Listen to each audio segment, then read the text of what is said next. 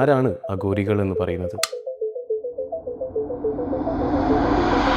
അവർ എന്ത് ലക്ഷ്യം വെച്ചുവോ ശിവന്റെ യഥാർത്ഥ ഭാവത്തിലേക്ക് അവർ കടന്നു വരിക. സന്യാസിയും അതേപോലെ ഒരു അഘോരിയും തമ്മിലുള്ളൊരു വ്യത്യാസം.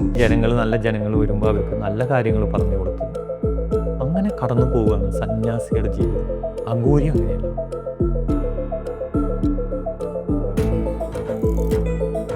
കാശി എന്തുകൊണ്ടാണ് അഘോരികൾക്ക് ഇത്ര പ്രിയപ്പെട്ട സ്ഥലമായി മാറുന്നത്?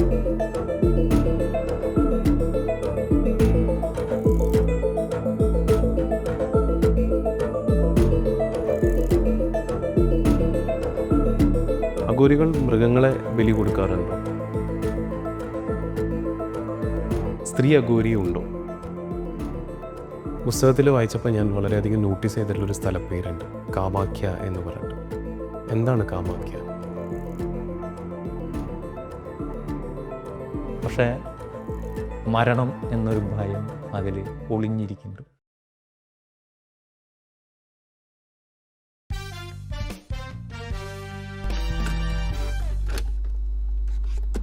ഒരുപാട് സന്തോഷം സാറ് ഇന്ന് നമ്മളുടെ കൂടെ ഈ ഷോന് വന്നിട്ടുള്ളതിന്. ശശിപ്രകാശ് എന്ന് പറയുന്ന വ്യക്തി ഈ എഴുത്തിൻ്റെ ലോകത്തേക്ക് എത്തിപ്പെട്ടത് എങ്ങനെയാണ്? അത് വളരെ യാദൃശ്യമാണ്. കാരണം ഞാൻ ഒരിക്കലും ഒരു എഴുത്തുകാരനാവണമെന്ന് വിചാരിച്ചതുമില്ല, ആവുമെന്ന് ചിന്തിച്ചിട്ടുമില്ല. കാരണം എന്താ വെച്ചിട്ടുണ്ടെങ്കിൽ എഴുത്ത് വായനയൊക്കെ ഉണ്ടായിരുന്നു, വായിക്കാറുണ്ടായിരുന്നു. അങ്ങനെ ഇരിക്കുമ്പോൾ ഒരു പ്രാവശ്യം ഞാൻ യാത്രകൾ ഒരുപാട് ചെയ്യും. ഞാനൊരു പ്രൊഫഷണൽ ക്യാമറമാനാണ്, അപ്പോൾ എഡിറ്ററും കൂടിയിട്ടാണ്. അപ്പോൾ അങ്ങനെ ഒരുപാട് യാത്രകൾ ടൂറിസം ഡിപ്പാർട്ട്മെൻറ്റിനും ഇതിനൊക്കെ പോയിട്ട് ഒരുപാട് യാത്രകൾ ചെയ്യാറുണ്ട്. അപ്പോൾ അങ്ങനെ ഇരിക്കുമ്പോൾ ഈ അഘോരികളെയൊക്കെ കുറിച്ച് എനിക്ക് കുറച്ച് അറിയാനുള്ളൊരു ജിജ്ഞാസ ഉണ്ടാവാറുണ്ട് പലപ്പോഴും. അതുപോലെ സന്യാസികൾ, അല്ലെങ്കിൽ ഹിമാലയം, പ്രകൃതി, ഇപ്പോൾ ഈവൻ കാട്ടിലെ ആനയായിക്കോട്ടെ, അങ്ങനെയുള്ള എല്ലാ ജീവികളെ കുറിച്ചിട്ടും അവരുടെ ജീവിത രീതികളൊക്കെ അറിയാനുള്ള ഒരു ത്വര നമ്മുടെ ഉള്ളിൽ ഉണ്ടാവാറുണ്ട്. വളരെ യാദൃശ്ചികമായിട്ടാണ് ഋഷികേശിൽ വെച്ചിട്ട് ഞാനൊരു അഘോരിയെ കണ്ടുമുട്ടുന്നത്. അദ്ദേഹത്തെ കണ്ടപ്പോഴന്നെ മനസ്സിലായി അദ്ദേഹം ഒരു 80-85 വയസ്സുണ്ട്. പക്ഷെ അദ്ദേഹത്തിൻ്റെ കണ്ണുകൾ വജ്രം പോലെ രാത്രി തിളങ്ങാണ് കിടന്നുണ്ട്. അപ്പോൾ ഞാൻ കുറച്ച് ഈ പ്രാണായാമ അഭ്യാസങ്ങളൊക്കെ ചെയ്ത് അങ്ങനെ ഇരിക്കുമ്പോൾ ഞാൻ ഋഷികേശിലെ ഈ 2 സ്ഥലങ്ങളുണ്ട് ഋഷികേശിൽ തന്നെ. ഒരേ നദി ഗംഗയുടെ തീരത്ത് കൂടെ വരുമ്പോൾ ഒരുത്തിയിൽ സ്റ്റെപ്പുകൾ ഉള്ള ഒരു ഇതും പൂഴിമണ്ണായിട്ട് വലിയ പാറയൊക്കെ കിടക്കുന്ന ഒരു ഏരിയ ഉണ്ട്. അപ്പോൾ ഞാൻ ആ പാറയുള്ള ഏരിയയുടെ അവിടെ വന്നിട്ട് വെറുതെ ഇങ്ങനെ കണ്ണടച്ച് രാത്രി ഒരു ഏകദേശം ഒരു 8 മണിയായിരുന്നു. എൻ്റെ ഒരു സുഹൃത്തുണ്ട്, എനിക്ക് ഹിന്ദി അത്ര പിടുത്തില്ല, പക്ഷേ എൻ്റെ സുഹൃത്ത് സുരേഷ് ബാബു എന്ന് അദ്ദേഹത്തിൻ്റെ പേര്. അദ്ദേഹം നന്നായി ഹിന്ദി, ഇംഗ്ലീഷ് എല്ലാ ഭാഷകളും അദ്ദേഹത്തിന് നന്നായിട്ട് അറിയാം. അപ്പോൾ അദ്ദേഹത്തിന് എന്നെക്കാൾ ഏജുണ്ട്, ഒരു 70 വയസ്സൊക്കെ ഉണ്ടാവും. അപ്പോൾ അദ്ദേഹം തണുപ്പ് സഹിക്കാൻ വയ്യാത്ത ഗംഗയുടെ മുകളിൽ പോയിട്ടൊരു അവിടെ ഒരു ചെറിയ പെട്ടിക്കടയുണ്ട്, ചായക്കട പോലെ, അവിടെ വന്നിട്ട് ചായ കുടിക്കാൻ. എനിക്കറിയുന്നില്ല അദ്ദേഹം അങ്ങോട്ട് പോയെന്നു. കുറച്ച് കഴിഞ്ഞപ്പോൾ ഞാൻ എൻ്റെ പരിപാടി ഇത് കഴിഞ്ഞ് എൻ്റെ ജപവും അങ്ങനെയുള്ള ക്രിയകൾ കഴിഞ്ഞ് ഞാൻ നോക്കുമ്പോൾ ഈ അഘോരി അവിടെ ഇരിക്കുന്നുണ്ട്. അപ്പം ഞാൻ മെല്ലെ അദ്ദേഹത്തിന്, അപ്പോൾ അദ്ദേഹം ഇങ്ങനെ വാച്ച് ചെയ്തു. അപ്പോൾ അദ്ദേഹം നന്നായിട്ട് അനുഷ്ഠാനം ചെയ്യണമെന്ന് എനിക്ക് മനസ്സിലായി. അനുഷ്ഠാനം എന്ന് പറഞ്ഞാൽ അദ്ദേഹം ചെയ്യുന്ന നിരന്തരം ചെയ്യുന്ന ജപം അല്ലെങ്കിൽ പ്രാർത്ഥന, അങ്ങനെ എന്ത് വേണമെങ്കിൽ നമുക്കതിനെ പറയാം, അത് ചെയ്യണം. അപ്പോൾ അത് കഴിഞ്ഞ് ഞാൻ അദ്ദേഹത്തിൻ്റെ അടുത്തേക്ക് ചെന്നു. അദ്ദേഹത്തിൻ്റെ അടുത്ത് ചെന്നിട്ട് ഞാൻ കൈകൂപ്പി പ്രണാമം പറഞ്ഞു. അപ്പോൾ എന്നെ നോക്കിയിട്ട് അദ്ദേഹം എന്നോട് ഒരേ ഒരു വാക്കാണ് പറഞ്ഞു, നീ അമ്മയെ പ്രണയിക്കുകയെന്ന് പറഞ്ഞു. സാധാരണ എല്ലാവരും നീ അമ്മയെ ആരാധിക്കുക, അമ്മയെ പൂജിക്കുക, നിനക്കെല്ലാം കിട്ടും. അതല്ല അദ്ദേഹം പറഞ്ഞു, നീ അമ്മയെ പ്രണയിക്കുക, അമ്മ നിനക്കെല്ലാം തരുന്നു. പിന്നെ എനിക്ക് അദ്ദേഹത്തിനോട് ഹിന്ദി പറയാൻ പറ്റാണ്ടേ, ഞാൻ ശരിക്കും ലോക്കായി. ഞാൻ നോക്കുന്നുണ്ട് എൻ്റെ സുഹൃത്തിന് ഇവിടെ എവിടെയെങ്കിലും ഉണ്ടോയെന്ന്, ആളെ കാണാനുമില്ല. അപ്പോൾ ഞാൻ ഭയങ്കരമായിട്ട് നമുക്ക് ചിലപ്പോൾ വിധിച്ചിട്ടുണ്ടാവില്ല, അത് അങ്ങനെ പോട്ടെ എന്നുള്ള കണ്ടീഷനിൽ ഞാൻ ഇങ്ങനെ ഇദ്ദേഹത്തെ തിരയുമ്പോൾ അദ്ദേഹം അവിടെ വന്നിട്ട് എന്നെ വിളിച്ചു വാവാന്നുകൊണ്ട്. അദ്ദേഹത്തിൻ്റെ കുറേ തൃശ്ശൂലും അതുപോലെ അദ്ദേഹത്തിൻ്റെ ബാണ്ടക്കെട്ടും കഴുത്തിൽ മുണ്ടമാല എന്നൊക്കെ അതിൻ്റെ സിംബോളിക്കൊക്കെ ഇട്ടുണ്ട്. അങ്ങനെ അദ്ദേഹം പൂജ ചെയ്തു. ഒരു കമ്പിളി എടുത്ത് വിരിച്ചിട്ടാണ് അദ്ദേഹം അതിലൊക്കെ ഇരുന്നിട്ട് ചെയ്തായിരുന്നു. അതൊക്കെ കുടഞ്ഞ് തോളിലിട്ട് ആൾ പോയി. അപ്പോൾ ഞാൻ പറഞ്ഞു, ഞാനങ്ങനെ എൻ്റെ സുഹൃത്തിൻ്റെ അടുത്തെത്തി. സുഹൃത്തിനോട് ഞാൻ പറഞ്ഞു, ഇങ്ങനെ ഒരാൾ ഉണ്ടായിരുന്നു, ഗംഭീര ആളാണ്, പക്ഷേ നമുക്കത് അദ്ദേഹത്തിനെ കാണാനൊന്നും അല്ല, നിങ്ങളുണ്ടെങ്കിൽ എനിക്ക് കുറച്ചും കൂടിയും അദ്ദേഹത്തിനോട് സംസാരിക്കാമായിരുന്നു, കുറേ കാര്യങ്ങൾ അറിയാമായിരുന്നു. പക്ഷേ അത് പോട്ടെ, നമുക്ക് പിന്നെ കിട്ടുന്നു വന്ന്. അപ്പോൾ എനിക്ക് എൻ്റെ ഉള്ളിൽ ആ ദുഃഖം പോകണില്ല. ഇനിയിപ്പോൾ ആളെ കാണുമോ എന്തോ. ഞങ്ങൾ സംസാരിച്ചുമ്പോൾ ആളിങ്ങനെ കാശിയുടെ അവിടെ നിന്ന് ഇങ്ങനെ അല്ല, ഈ ഗംഗയുടെ അവിടെ നിന്ന് തിരിഞ്ഞ് വന്ന് എന്നെ കണ്ട വെച്ചാൽ ആളെ കെട്ടിപ്പിടിച്ചപ്പോൾ ആൾക്ക് മനസ്സിലായി. അപ്പോൾ ആൾ പറഞ്ഞു, വേഗം ഇടപെട്ടു. പിന്നീട് ആൾ പറഞ്ഞു, നാളെ രാത്രി വൈകിട്ട് ഞാൻ ഇവിടെ വരാം, അപ്പോൾ നിങ്ങൾ ഇവിടെ ഉണ്ടായാൽ മതിയെന്നു. അങ്ങനെ പോയി. പിറ്റേ ദിവസം ഞങ്ങൾ രാവിലെ തൊട്ട് ഈ ഋഷികേശായ എല്ലാ ഏരിയയിലും തപ്പി, ഗംഗയുടെ തീരവും ഒക്കെ തപ്പി, ആളെ കണ്ടിട്ടില്ല. എനിക്ക് തോന്നുന്നത് അവിടെയുള്ള വനങ്ങളിലേക്ക് എവിടേക്കെങ്കിലും കയറിപ്പോയി ഉണ്ടാവണമെന്നാണ് വഴി. പിന്നീട് അദ്ദേഹത്തിൻ്റെ കൂടെ ഒരു 7-8 ദിവസം ഉണ്ടായിരുന്നു. അതിലാണ് അഘോരികളെക്കുറിച്ച് ഞാൻ അറിയുന്നത്. അഘോരി എന്താണെന്നും അഘോരിയുടെ കാഴ്ചപ്പാട് എന്താണെന്നും മറ്റുള്ള സന്യാസിമാരും ഈ അഘോരിയും തമ്മിൽ വ്യത്യാസം എന്താണെന്നും അവർ ചെയ്യുന്ന അനുഷ്ഠാനത്തിൻ്റെ തീവ്രത എന്താണെന്നും അങ്ങനെ അതിനെക്കുറിച്ച് മനസ്സിലാക്കിയപ്പോഴാണ് ഞാൻ കണ്ട വീഡിയോസോ അല്ലെങ്കിൽ ഞാൻ അറിഞ്ഞ അഘോരികളോ അല്ല സാക്ഷാൽ അഘോരികളെന്ന് എനിക്ക് മനസ്സിലാവും. നമ്മൾ കൂടുതലും അറിഞ്ഞിട്ടുള്ളത് അഘോരികൾ എന്ന് പറഞ്ഞാൽ ജഡ ആയിട്ടുള്ള മുടിയായി, അതേപോലെ കഴുത്തിൽ രുദ്രാക്ഷമാലയും അതേപോലെ തലയോട്ടിമാലയെല്ലാം വെച്ച് നമ്മൾ പറയുന്ന ശിവമൂലി അല്ലെങ്കിൽ സോമരസം എന്ന് പറയുന്ന കഞ്ചാവ് വലിച്ച് നടക്കുന്ന ശവത്തിനെ ഭോഗിക്കുകയും ചെയ്യുന്ന ആഭിചാരക്രിയ ചെയ്യുന്ന ആൾക്കാരാണ് അഘോരികൾ എന്നുള്ളൊരു തെറ്റിദ്ധാരണയാണ് ഇന്ന് ഒരുപാട് സമൂഹത്തിൽ ഉള്ളത്. ശരിക്കും അങ്ങനെ തന്നെ ആരാണ് അഘോരികൾ എന്ന് പറയുന്നത്? അഘോരി എന്ന് പറഞ്ഞാൽ ശിവൻ്റെ പല ഭാവങ്ങളും ഉണ്ട്. ശിവന് ചില ഗ്രന്ഥങ്ങളിൽ 9 ഭാവങ്ങൾ എന്നുണ്ട്, ചില ഗ്രന്ഥങ്ങളിൽ 7 എന്ന് പറയുന്നുണ്ട്. ശിവൻ്റെ ഈ അതികഠിനമായിട്ടുള്ള, അതായത് അപാരമായിട്ടുള്ള പവർ, അതേപോലെ തന്നെ ഭീകരത അങ്ങനെ ജനിപ്പിക്കുന്ന ഒരു ഭാഗമാണ് ഭൈരവഭാവം.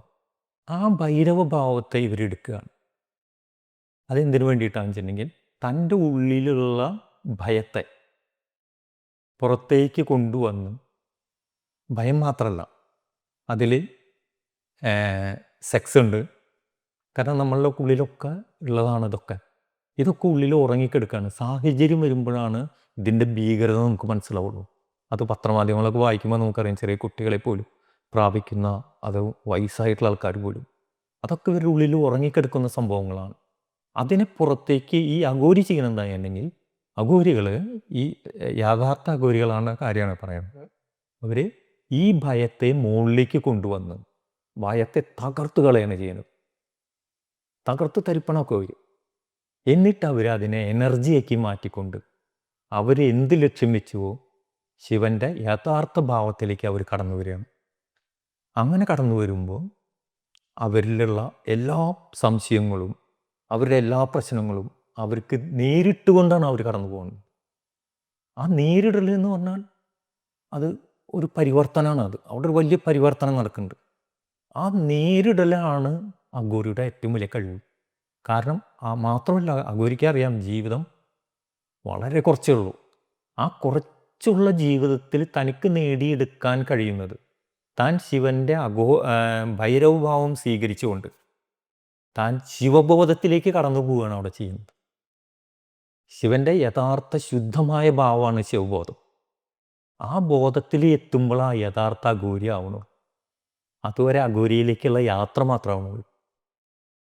അപ്പം നമ്മളിപ്പം നമ്മളിപ്പോൾ ഈ പറയുന്ന കഥകൾ പോലെ അങ്ങനെയല്ല ശരിക്കും വരുന്നത്. അങ്ങനെയല്ല. പിന്നെ അതിന് വേറെയും കുറേ കാര്യങ്ങളുണ്ട്. അവർ തൃശ്ശൂരം എപ്പോഴും ഉപയോഗിക്കും, തലയോട്ടി ഉപയോഗിക്കാറുണ്ട്, രുദ്രാക്ഷം ശരീരത്തിൽ ഇറ്റാറുണ്ട്. ഈ നമ്മുടെ തൃശ്ശൂലം എന്താണെന്ന് വെച്ചിട്ടുണ്ടെങ്കിൽ ശിവൻ്റെ കാലത്തിൻ്റെ 3 ഭാവങ്ങളെ സൂചിപ്പിക്കുകയാണ് അത് ചെയ്യുന്നത്. അഘോരി അതേ കാലത്തിന് ജനനം, ജീവിതം, മരണം, ഈ 3നെയും എടുക്കുകയാണ്. ഈ 3നെയും ആ അഘോരി അതിനെ അതിജീവിച്ചുകൊണ്ട് തൻ്റെ യഥാർത്ഥ സ്വരൂപം കണ്ടറിഞ്ഞ് ശിവത്വത്തിൽ ലയിക്കുക ചെയ്യണം. അതുകൊണ്ടാണോ ഇവർ കൂടുതലും ഈ ശ്മശാനത്തിൽ ഇരിക്കുന്നതിൻ്റെ കാരണം? ശ്മശാനത്തിലിരിക്കാനാണ് എന്താണെന്ന് വെച്ചിട്ടുണ്ടെങ്കിൽ, ഒന്ന് ജനങ്ങൾക്ക് പൊതുവെ ഭയമാണ് ശ്മശാനങ്ങൾ. രണ്ട്, ഏറ്റവും കൂടുതൽ എനർജി ഉള്ള സ്ഥലം ശ്മശാനമാണ്. കാരണം നമ്മുടെ ബോഡിയിലെ ഓരോ സെല്ലിൽ പോലും എനർജി നിറഞ്ഞു നിൽക്കുകയാണ്. ജീവൻ നമ്മളിൽ നിന്നും മാറുമ്പോൾ ശരീരം മാത്രമായി അവശേഷിക്കുകയാണ്. ഈ ശരീരം അഗ്നിയിലേക്ക് ചേരുമ്പോൾ ഭയങ്കര വിസ്ഫോടനങ്ങൾ ഉണ്ടാകും. അത് എനർജിയുടെ ഒരു വലിയൊരു സ്രോതസ് ഉണ്ടാക്കുകയാണ്. അത് നിരന്തരം ഈ ശ്മശാനങ്ങളിൽ ഉണ്ടായിക്കൊണ്ടിരിക്കും. അപ്പോൾ അവരവിടെ ഇരിക്കുമ്പോൾ അവർ ആ എനർജീനെ തന്നിലേക്ക് സ്വീകരിക്കുകയാണ് ചെയ്യുന്നത്. അത് ആ എനർജിയുടെ സോഴ്സിനെ ഉപയോഗിച്ചിട്ടാണ് അവർ പല ക്രിയകളും ചെയ്യുന്നത്. അതൊരു സാധാരണ ആളെ കൊണ്ട് കഴിയുന്നതല്ല. അവരെപ്പോഴും മാത്രമല്ല, വേറൊരു ഇതും കൂടിയും അവർ നിരന്തരം മനനം ചെയ്യുന്നുണ്ട്. ഒന്ന്, ജീവിതം ഇത്രയേ ഉള്ളൂ. മരണമാണല്ലോ എല്ലാവർക്കും ഭയം. ആ മരണം നിരന്തരം കണ്ടുകൊണ്ടിരിക്കുകയാണ് അവിടെ ഇരുന്നിട്ട്. ഓരോരോ ബോഡിയായിട്ട് വരുമ്പോഴും അതിന് സംഭവിക്കുന്നത് എന്താണെന്ന് കണ്ടറിയാണ്. മരണത്തെ അതിജീവിച്ച് വരുന്ന ആൾക്കാർ. അപ്പം മനസ്സാണ് നമ്മുടെ എല്ലാത്തിൻ്റെയും അടിസ്ഥാന കേന്ദ്രം. മനസ്സിൽ ഭയം, ദേഷ്യം, കോപം, ഇതിൻ്റെയൊക്കെ എന്താണ് യാഥാർത്ഥ്യം എന്ന് അഘോരി അവിടെ ഇരുന്ന് കണ്ടു മനസ്സിലാക്കുകയാണ് ചെയ്യുന്നത്. ആ കണ്ടു മനസ്സിലാക്കുന്നത് തന്നെ സമൂഹത്തിന് കൊടുക്കുന്ന വലിയൊരു സന്ദേശമാണ്.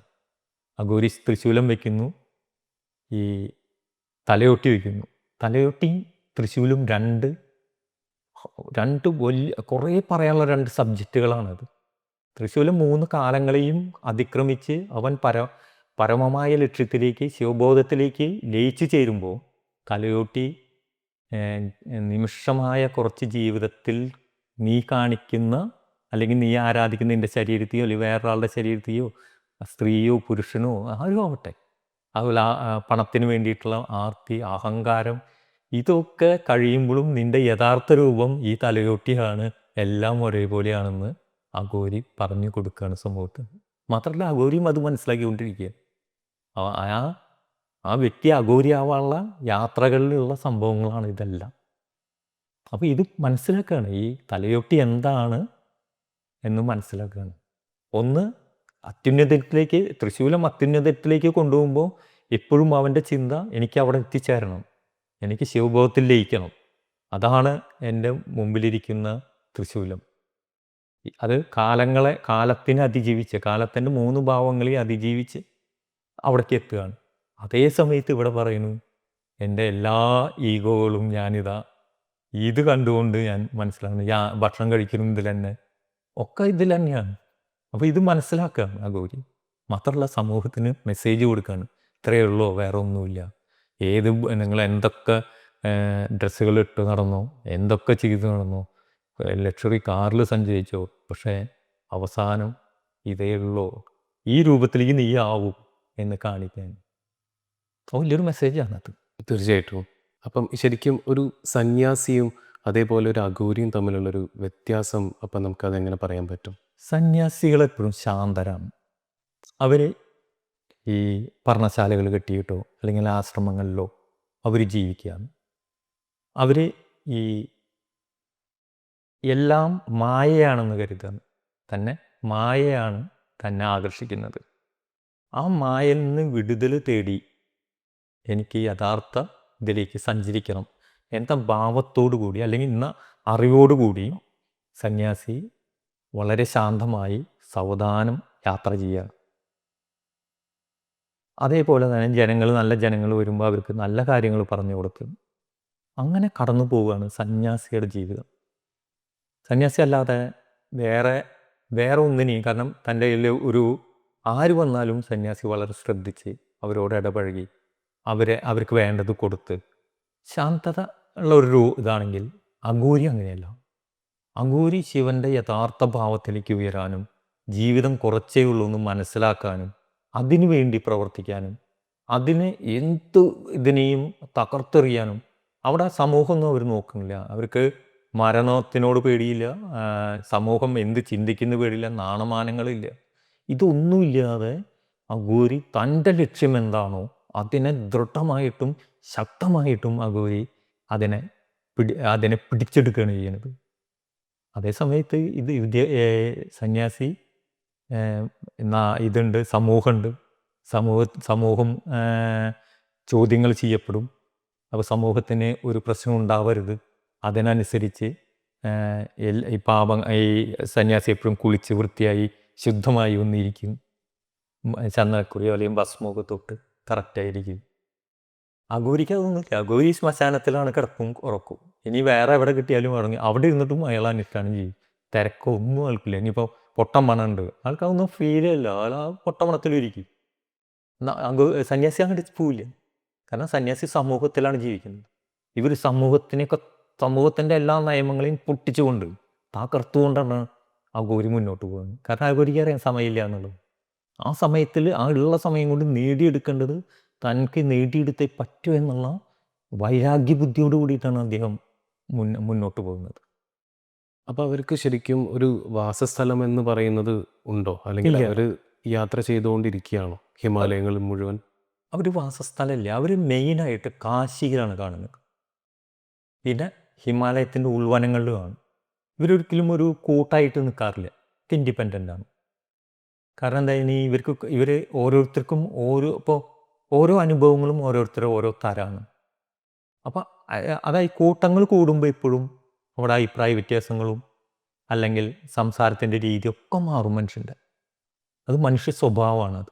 കാരണം അവിടെ ഈഗോ വരും മനുഷ്യന്. ഞാനാണ് ആ ഇതിൻ്റെ ലീഡർ എന്നുള്ളൊരു തോന്നൽ. അങ്ങനെ അല്ലെങ്കിൽ അവരെ ഡിപ്പെൻഡ് ചെയ്യുന്ന ആൾക്കാർ അവർക്ക് അങ്ങനെയുള്ള ഒരു പ്രശ്നം വരും. അഘോരി ഒക്കെ ഒറ്റയ്ക്കാണ്. അവരധികം ശ്മശാനങ്ങളിലാണ് കിടക്കുക. അവർക്ക് ആശ്രമങ്ങളില്ല, കൂടിച്ചേരാനുള്ള സ്ഥലങ്ങളില്ല. അവർ വേണമെങ്കിൽ അവർക്ക് കൂടിച്ചേരാനും പറ്റും. അവരുടെ ഭാവന്മാരുടെ അപാരമായിട്ടുള്ള പവർ ഉപയോഗിച്ച് അവർക്ക് എവിടെയാണെന്ന് വെച്ചാൽ അവിടേക്ക് എത്തിപ്പെടും.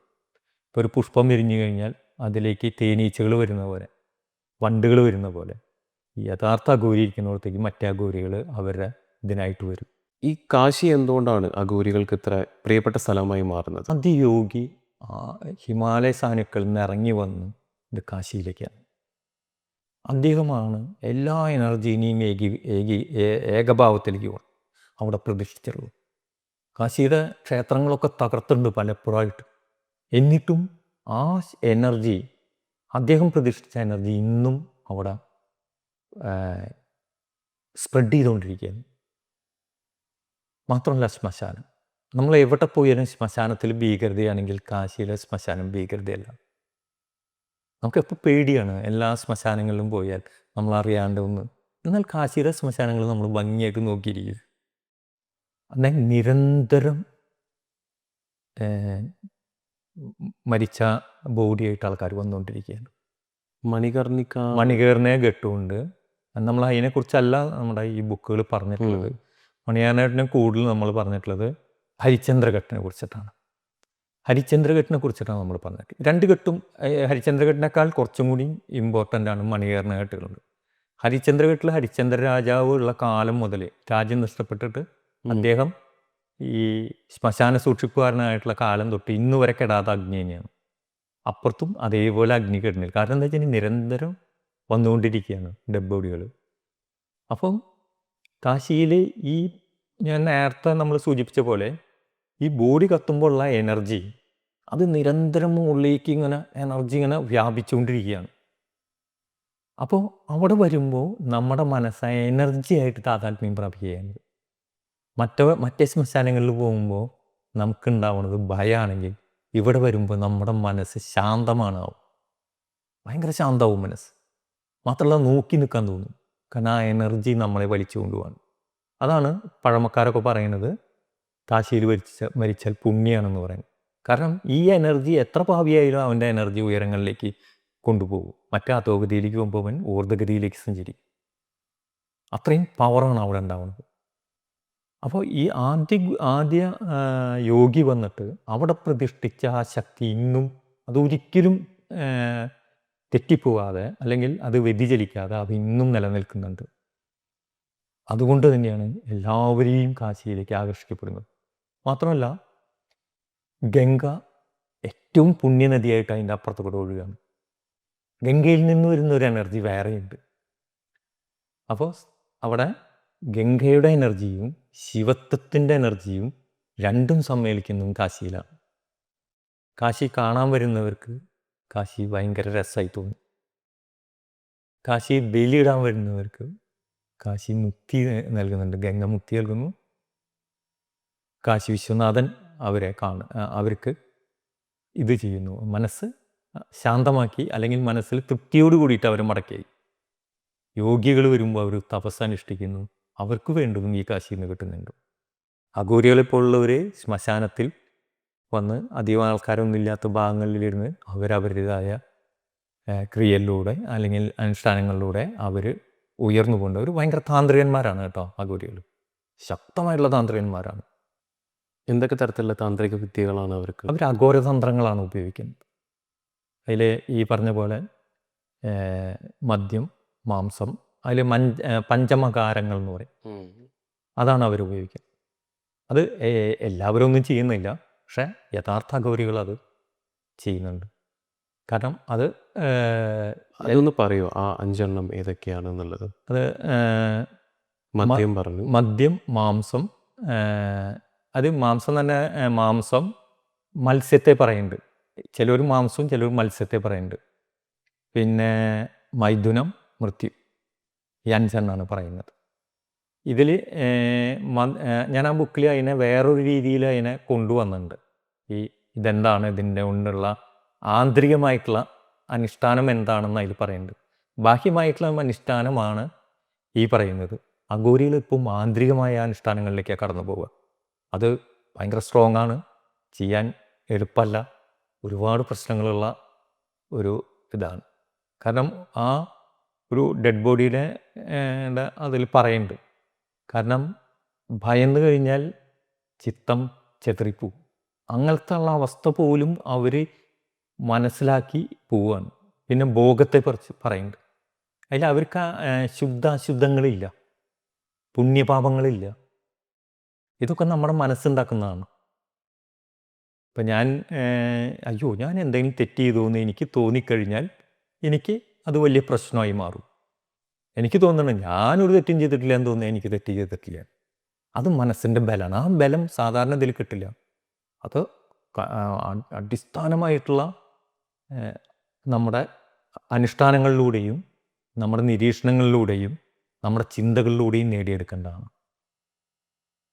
ഒപ്പം കാലത്തിൻ്റെ കാരുണ്യം വേണം, എന്നാലും ഇതൊക്കെ നടക്കും. അപ്പോൾ കാശി മാത്രമല്ല, അവിടെ പോയി കഴിഞ്ഞാൽ പോകേണ്ട ഒരു സ്ഥലമാണ് കാശി. റോഡുകളൊക്കെ ആകെ മലിനായിട്ട് കിടക്കുന്നുണ്ടാവും. കാരണം ചെറിയ ഇടുങ്ങിയ വഴികളാണ് കാശിയുടെ ഗംഗാതീരത്തേക്കുള്ള വഴി. അവിടെ കാളക്കുറ്റന്മാർ ചാനട്ടുണ്ടാവും, മൂത്രമൊഴിച്ചിട്ടുണ്ടാവും, ഇതൊക്കെ ചവിട്ടിയിട്ട് തന്നെയാണ് വരിക. പക്ഷേ ആ ഗംഗയുടെ അവിടെ വന്നു കഴിഞ്ഞാൽ ഇതൊക്കെ അപ്പുറം കിടക്കുക. അവിടെ നമ്മൾ കാണാത്ത കാഴ്ചകൾ നമ്മുടെ മനസ്സ് ഉൾക്കൊള്ളാത്ത കാഴ്ചകൾ പോലും നമ്മൾ അത്ഭുതത്തോട് നോക്കിയിരിക്കും. അവിടെ ആർക്കും ഒരാളെക്കുറിച്ചും കാശിയിലെത്തി നമുക്ക് അങ്ങോട്ടും ഇങ്ങോട്ടും ശത്രുത വരില്ല. കാരണം നമ്മുടെ മനസ്സ് ശാന്തമായ മനസ്സിൽ ഒന്നും ഉണ്ടാവില്ല, വളരെ ക്ലിയർ ആയിരിക്കും. ആ ശാന്തത ആണ് കാശിയുടെ ഏറ്റവും വലിയ പ്രാധാന്യം. ലോകത്തുനിന്ന് ആൾക്കാർ വരികയാണ് കാശിയിലേക്ക്. ഇന്നും അത് നിലച്ചിട്ടില്ല, അത് നിലയ്ക്കില്ല, ഇന്നും നിലനിൽക്കുക. എന്തൊക്കെ തകർന്നാലും കാശിയിൽ, ആ പുണ്യഭൂമിയിൽ അങ്ങനെ സംഭവിക്കും. അതുകൊണ്ട് തന്നെയാണോ ഈ നമ്മുടെ അഘോരികളുടെ കുംഭമേള കാശിയിൽ വെച്ച് നടക്കുന്നതിൻ്റെ കാരണം? കുംഭമേള ശരിക്ക് കാശിയിലല്ല, അലഹബാദിലാണ് കുംഭമേള നടക്കുന്നത്. ത്രിവേണി സംഗമമുണ്ട്. ത്രിവേണി സംഗമം വെച്ചാൽ 3 നദികൾ ചേരുന്നതാണ്. ഗംഗ വരുന്നത് നമുക്ക് പ്രത്യേകിച്ച് കാണാം. ഗംഗയുടെ ആ തെളിഞ്ഞത്. യമുന വരുമ്പോൾ ഒരു നീല കളറിൽ കാണും. ഗംഗയും യമുന ചെറിയ ഒരു പാൽ കളർ പോലെ, ഒരു പാലല്ല, വേറെ ഒരു പ്രത്യേക കളർ കൊണ്ടിട്ടാണ്. അപ്പോൾ ഈ രണ്ടൊരു വരമ്പ് പോലെ ഇങ്ങനെ നിൽക്കുന്നത് കാണാം. അടിയിലൂടെ സരസ്വതി വരുന്നുണ്ടെന്നാണ് സങ്കല്പം. ഇത് രണ്ടും നമുക്ക് കാണാം, അടിയിൽ നമുക്ക് കാണാൻ പറ്റില്ല. ഇവിടെയാണ് ത്രിവേണി സംഗമം, ഇവിടെയാണ് കുംഭമേള ഇപ്പോഴും നടക്കാറ്. ഈ കുംഭമേള എന്തുകൊണ്ടാണ് അഘോരികൾക്ക് ഇത്രയ്ക്കും പ്രധാനപ്പെട്ട? പുണ്യസ്നാനം. അത് ഈ അമൃതകുംഭം കൊണ്ടുപോകുമ്പോൾ തുളുമ്പിപ്പോയ കുറച്ച് സ്ഥലങ്ങളിലാണ് ഈ കുംഭമേള നടക്കുന്നത്. അമൃത് വന്നു വീണ സ്ഥലങ്ങളാണെന്നാണ് പറയുന്നത്. അതൊന്ന് ഹരിദ്വാറിൽ വീണുണ്ട്, പിന്നൊന്ന് ത്രിവേണി സംഗമം ഉണ്ട്. അങ്ങനെ 3-4 സ്ഥലത്താണ് ഇത് നടക്കുന്നത്. ഏറ്റവും ഇമ്പോർട്ടൻ്റ് അലഹബാദിലെ ത്രിവേണി സംഗമത്തിലാണ്. അപ്പോൾ കാശിയിൽ ഏറ്റവും നമ്മളെ ഏറ്റവും കൂടുതൽ ആകർഷിക്കുന്നത് ഒന്ന് ശ്മശാനങ്ങൾ, ഒന്ന് ഗംഗയ്ക്കുള്ള ആരതി. അതൊരു വലിയൊരു രസകരമായിട്ടുള്ളൊരു കാഴ്ച കൂടിയിട്ടാണ്. കാരണം ഓരോ എത്ര ജനങ്ങൾ അവിടെ വന്ന് നിൽക്കാന്ന് നമുക്ക് പോലും അറിയില്ല. അവരെല്ലാം കൈക്കുമ്പിളിൽ ചെറിയ ഇലകൾ, ഒരു കുമ്പിൾ പോലെ ഉണ്ടാക്കിയ ഒരു ഇലയിൽ കുറേ പുഷ്പങ്ങളും ചിരാത് പോലത്തെ ഒരു സാധനം വെച്ച് അതിലൊരു തിരി വെച്ച് വിളക്ക് വെച്ച് മന്ത്രങ്ങൾ ചൊല്ലി അത് ഗംഗയ്ക്ക് ഇങ്ങനെ അർപ്പിക്കും. ഇത് മനോഹരമായിട്ടുള്ളൊരു കാഴ്ചയാണത് സന്ധ്യാനേരങ്ങളിൽ. അതിനനുസരിച്ച് മഹാരതി, ഇപ്പോൾ ഇവിടെ ഒരു ആരതി നടന്നല്ലോ, അല്ല ഒരു കുംഭമേള നടന്നല്ലോ. നമ്മുടെ ഈ തിരുനാവായി വെച്ച ഈ കുംഭമേള തന്നെ ഇതേപോലെ ആരതി അവിടെ കുറച്ച് പുരോഹിതരുന്നിട്ട് ആദ്യ ആരതിക്ക് ആരതി മംഗളങ്ങൾ ചെല്ലും. ഇവിടെ ജനങ്ങൾ ഇത് ഒഴുക്കി വിടും. മനോഹരമായിട്ടുള്ളൊരു കാഴ്ചയാണ്. അതിൽ നിന്നുണ്ടാവുന്ന എനർജി, ആ എനർജിയാണ് ഗംഗയുടെ എനർജീനെയാണ് അതോടുകൂടി അവരിലേക്ക് കടന്നു വരുന്നത്. അവർക്ക് സന്തോഷമായി, സമാധാനമായി, നമുക്ക് നാളെയും വന്ന് ചെയ്യാനുള്ള ഒരു ത്വര നമ്മളിൽ ഉണ്ടാക്കി തീർക്കുന്നു. ഇപ്പോഴത്തെ ശ്മശാനങ്ങൾ നിരന്തരം കത്തുന്ന എനർജി, രണ്ട് എനർജിയും സമ്മേളിക്കുന്നു. പിന്നെ വിശ്വനാഥൻ്റെ ഇടം, എല്ലാവരെയും തൃപ്തിപ്പെടുത്തിക്കൊണ്ട് തന്നെയാണ് പോകുന്നത്. പിന്നെ അഘോരികളെ പോലുള്ളവർ, സന്യാസി ശ്രേഷ്ഠന്മാർ, സാധാരണ ജനങ്ങൾ, ഭക്തർ, കാണാൻ വരുന്നവർ, എല്ലാവരും ചേർന്നിട്ടുള്ള ഒരു വലിയൊരു തുരുത്താണ് സത്യത്തിൽ കാശി. കാശിയിലെ കാലഭൈരവനെ കുറിച്ചിട്ടൊന്ന് പറയും. കാലഭൈരവൻ എന്ന് പറഞ്ഞാൽ എല്ലാറ്റിനെയും രക്ഷിക്കുന്നവനാണ്. എല്ലാ ഭയത്തെയും മാറ്റി നിർത്തുന്നവനാണ് കാലഭൈരവൻ. കാലഭൈരവൻ ശരിക്ക് ഓരോ അവിടെ ദയിപ്പിക്കുന്ന ഓരോ ചിതയുടെ അടുത്തും വന്ന്, ആ കാലഭൈരവൻ്റെ കൂടെ എപ്പോഴും ഒരു പട്ടി ഉണ്ടാവും. കൂടെ വന്ന് കാലഭൈരവൻ താരാമന്ത്രം ഈ ഡെഡ് ബോഡിയുടെ ചെവിയിൽ സൂക്ഷ്മമായി ചൊല്ലിക്കൊടുക്കുന്നുണ്ടെന്നുള്ളതാണ് ഐതിഹ്യം. അപ്പോൾ ആ താരാമന്ത്രം കേൾക്കുന്നതോടെ ആ ജീവന് മുക്തി നേടുന്നതാണ് വിശ്വാസം. അപ്പോൾ ഈ കാലഭൈരവന് അപാര ശക്തിയാണ്. ശിവൻ്റെ ഒരു വലിയൊരു ഭാവമാണത്. ആ ഭാവം ഭയത്തെ നിഗ്രഹിക്കുകയാണ് ചെയ്യുന്നത്. അതാണ് കാലഭൈരവൻ്റെ അതിനൊരു ക്ഷേത്രമുണ്ട്, കുറച്ചങ്ങോട്ട് നീങ്ങിയിട്ട് കാലഭൈരവൻ്റെ ഒരു ക്ഷേത്രമുണ്ട് കാശിയിൽ തന്നെ. കുറച്ചങ്ങോട്ട് പോകാറുണ്ട്, നല്ല ക്ഷേത്രമാണ്. ഇനി നമുക്ക് ഏറ്റവും ഇൻട്രസ്റ്റിംഗ് ആയിട്ടുള്ള സാറിൻ്റെ ബുക്ക് അഘോര എന്ന് പറയുന്ന പുസ്തകത്തിൽ എനിക്ക് ചോദിക്കാനുള്ള, ദേവവ്രതൻ എന്ന് പറയുന്ന ഒരു സാധാരണക്കാരനായിട്ടുള്ള, അല്ലെങ്കിൽ സാധാരണക്കാരുടെ കുടുംബത്തിൽ ജനിച്ചിട്ടുള്ള ദേവവ്രതൻ സന്യാസിയായി അങ്ങനെ അഘോരിയായി മാറുന്ന കഥ. സാറിന് അതിന് ആ കഥയൊന്ന് പറഞ്ഞു തരുമോ? അതിൻ്റെ ഒരു ചെറിയൊരു ഭാഗം, എങ്ങനെയാണിത് തുടങ്ങിയത്? ദേവവ്രതൻ എന്ന് പറയുന്ന പേര് എന്തുകൊണ്ടാണ് ഇട്ടത്? ആ യാത്ര എങ്ങനെയാണത് മനസ്സിൽ ഉത്ഭവിച്ചിട്ടുണ്ടായിരുന്നത്? ആ യാത്രയൊന്ന് പറയുമോ? ദേവവ്രതം എന്ന് പറഞ്ഞാൽ ശരിക്കും നമ്മളൊക്കെ തന്നെയാണ്. കാരണം നമ്മുടെ ചെറുപ്പത്തിലുള്ള സംഘർഷങ്ങളും നമ്മുടെ പ്രശ്നങ്ങളും, വീട്ടിലുള്ളവരെ നമ്മൾ തന്നെ അനുസരിക്കാതിരിക്കുന്നതും, അച്ഛനമ്മമാർ പറയുന്നതിന് വില കൊടുക്കാതിരിക്കുന്നതും, അങ്ങനെയുള്ള ഒരു ഒരു ഒരു ജീവിത രീതിയിൽ നിന്ന് നാട്ടിലെ പ്രശ്നങ്ങളും ഒക്കെ ആയിട്ട് നാടുവിടുന്ന ഒരു കഥാപാത്രമാണ് ദേവവ്രതൻ. അവൻ എത്തിപ്പെടുന്നത് ഒരു ചെറിയൊരു ആശ്രമത്തിലാണ്. ആശ്രമം വളരെ ചെറിയൊരു ആശ്രമമായിരുന്നെങ്കിലും പിന്നീട് ആ ആശ്രമത്തിലെ കുറേ ആൾക്കാർ വരികയും അത് ഉയരുകയും അത് വലുതായി വരുമ്പോൾ ഈ ദേവവ്രതനെ പോലും തിരിച്ചറിയാൻ പറ്റാത്ത അവസ്ഥയിലേക്ക് ഈ അവിടുത്തെ അന്തേവാസികളും ഗുരു പോലും മാറ്റം സംഭവിക്കുമ്പോൾ അവന് തോന്നുന്ന ഒരു യാഥാർത്ഥ്യമുണ്ട്. ഏതാണ് സത്യം? ഞാൻ എന്തിനു വിശ്വസിക്കണം? ഇത്രയും കാലം ഗുരു എന്ന് പറഞ്ഞ് താൻ കൊണ്ടേ നടന്ന ആ വ്യക്തി ഇന്ന് തന്നെ തള്ളിപ്പറയുകയും തനിക്ക് അവിടെ നിൽക്കാൻ പറ്റാത്തൊരവസ്ഥയിൽ, തൻ്റെ ശരീരം പോലും ശോഷിച്ച് എനർജി ഇല്ലാത്തൊരവസ്ഥയിലേക്ക് വരുമ്പോൾ ഇനി ഞാൻ എന്തിനെ ആശ്രയിക്കണം എന്നുള്ള ഒരു ഇതിന്നാണ് ഈ കഥ തുടങ്ങുന്നത്. കഥ തുടങ്ങണ അവിടെ നിന്നല്ല, മധ്യഭാഗത്ത് വെച്ച്. എങ്ങനെ ഇയാൾ യാദൃശ്യമായിട്ട്, അങ്ങനെ ഇയാൾ അവിടുന്ന് പോയി ഒരു വികൃത രൂപിയായി നിൽക്കുമ്പോഴാണ് കുറേ ആൾക്കാർ കൂടി പോകുമ്പോൾ അവിടെ വെച്ചിട്ട് ആരൊക്കെയോ അദ്ദേഹത്തിന് കുറേ വസ്ത്രങ്ങൾ കൊടുക്കും, തലയൊക്കെ മുണ്ടനം ചെയ്യുന്നു, കുറേ പണം കിട്ടുന്നു. അതുമായിട്ട് അവിടുന്ന് ആരോ ചോദിച്ചൊരു ചോദ്യമാണ്, നിങ്ങൾ സ്വാമി ഋഷികേശിൽ നിന്ന് വന്നതാണല്ലോ എന്ന്. അങ്ങനെ അതിനെ പിൻപറ്റിയിട്ട് ആൾ ഋഷികേശിലെത്തുന്ന അതാണ് അതിൻ്റെ കഥയുടെ അതിൻ്റെ ഒരു രൂപരേഖ. പിന്നീട് ആൾ അഘോരനായി മാറുക. അഘോരൻ എന്ന് പറഞ്ഞാൽ ശിവൻ തന്നെയാണ് അതിൻ്റെ അർത്ഥം. അത്രയും പവറുകൾ നേടുന്നു, കഴിവുകൾ നേടുന്നു, അതികഠിനമായ അനുഷ്ഠാനങ്ങൾ ചെയ്യുന്നു. ജീവിതം താൻ ഇന്നുവരെ കണ്ടതല്ല ജീവിതം എന്നും, യഥാർത്ഥ ജീവിതം ശിവത്വത്തിൽ ലയിച്ചു ചേർന്ന് ശിവബോധത്തിലേക്ക് സഞ്ചരിച്ച് അത് പരമാനന്ദമായി തീരുന്ന ഒരു അവസ്ഥയിലേക്ക് എത്തുന്ന കഥയാണത്. പക്ഷെ അതിൻ്റെ പിന്നിൽ തന്നെ അന്നുണ്ടായ സംഘർഷം പോലെ തന്നെ അഘോരനിൽ അല്ലെങ്കിൽ ദേവവ്രതൻ്റെ അവസാന ഭാഗങ്ങളിലാണ് അഘോരൻ എന്നുള്ള പേര് ഗുരു കൊടുക്കുന്നത്. യഥാർത്ഥ അഘൂരിയായ ഒരു ഗുരുവിനെ കണ്ടുമുട്ടുന്ന ഒരു ഭാഗമാണത്. അദ്ദേഹം അഘോരനാക്കി മാറ്റുകയാണ്. അന്ന് ഈ കുട്ടിയെ അല്ലെങ്കിൽ ദേവവ്രതനെ ഗംഗാതീരത്തു നിന്ന് കൊണ്ടുപോകുന്ന ഒരു ബാബയുണ്ട്, ബാബ ആനന്ദ് എന്ന് പറഞ്ഞിട്ട് ഒരു നല്ലൊരു കഥാപാത്രമാണ് ബാബ ആനന്ദ്. ആ ബാബ ആനന്ദാണ് തൻ്റെ ഗുരുവിൻ്റെ അടുത്ത് എത്തിക്കലും പിന്നീട് ഈ ബാബ ആനന്ദിന് വേണ്ട മാർഗനിർദ്ദേശം നൽകുന്നത് സുഹൃത്തായി നിന്നിട്ടുള്ള ഈ ദേവവ്രതനായിട്ടുള്ള അഘോരനാണ്. അങ്ങനെയാണ് ആ കഥ സഞ്ചരിക്കുന്നത്.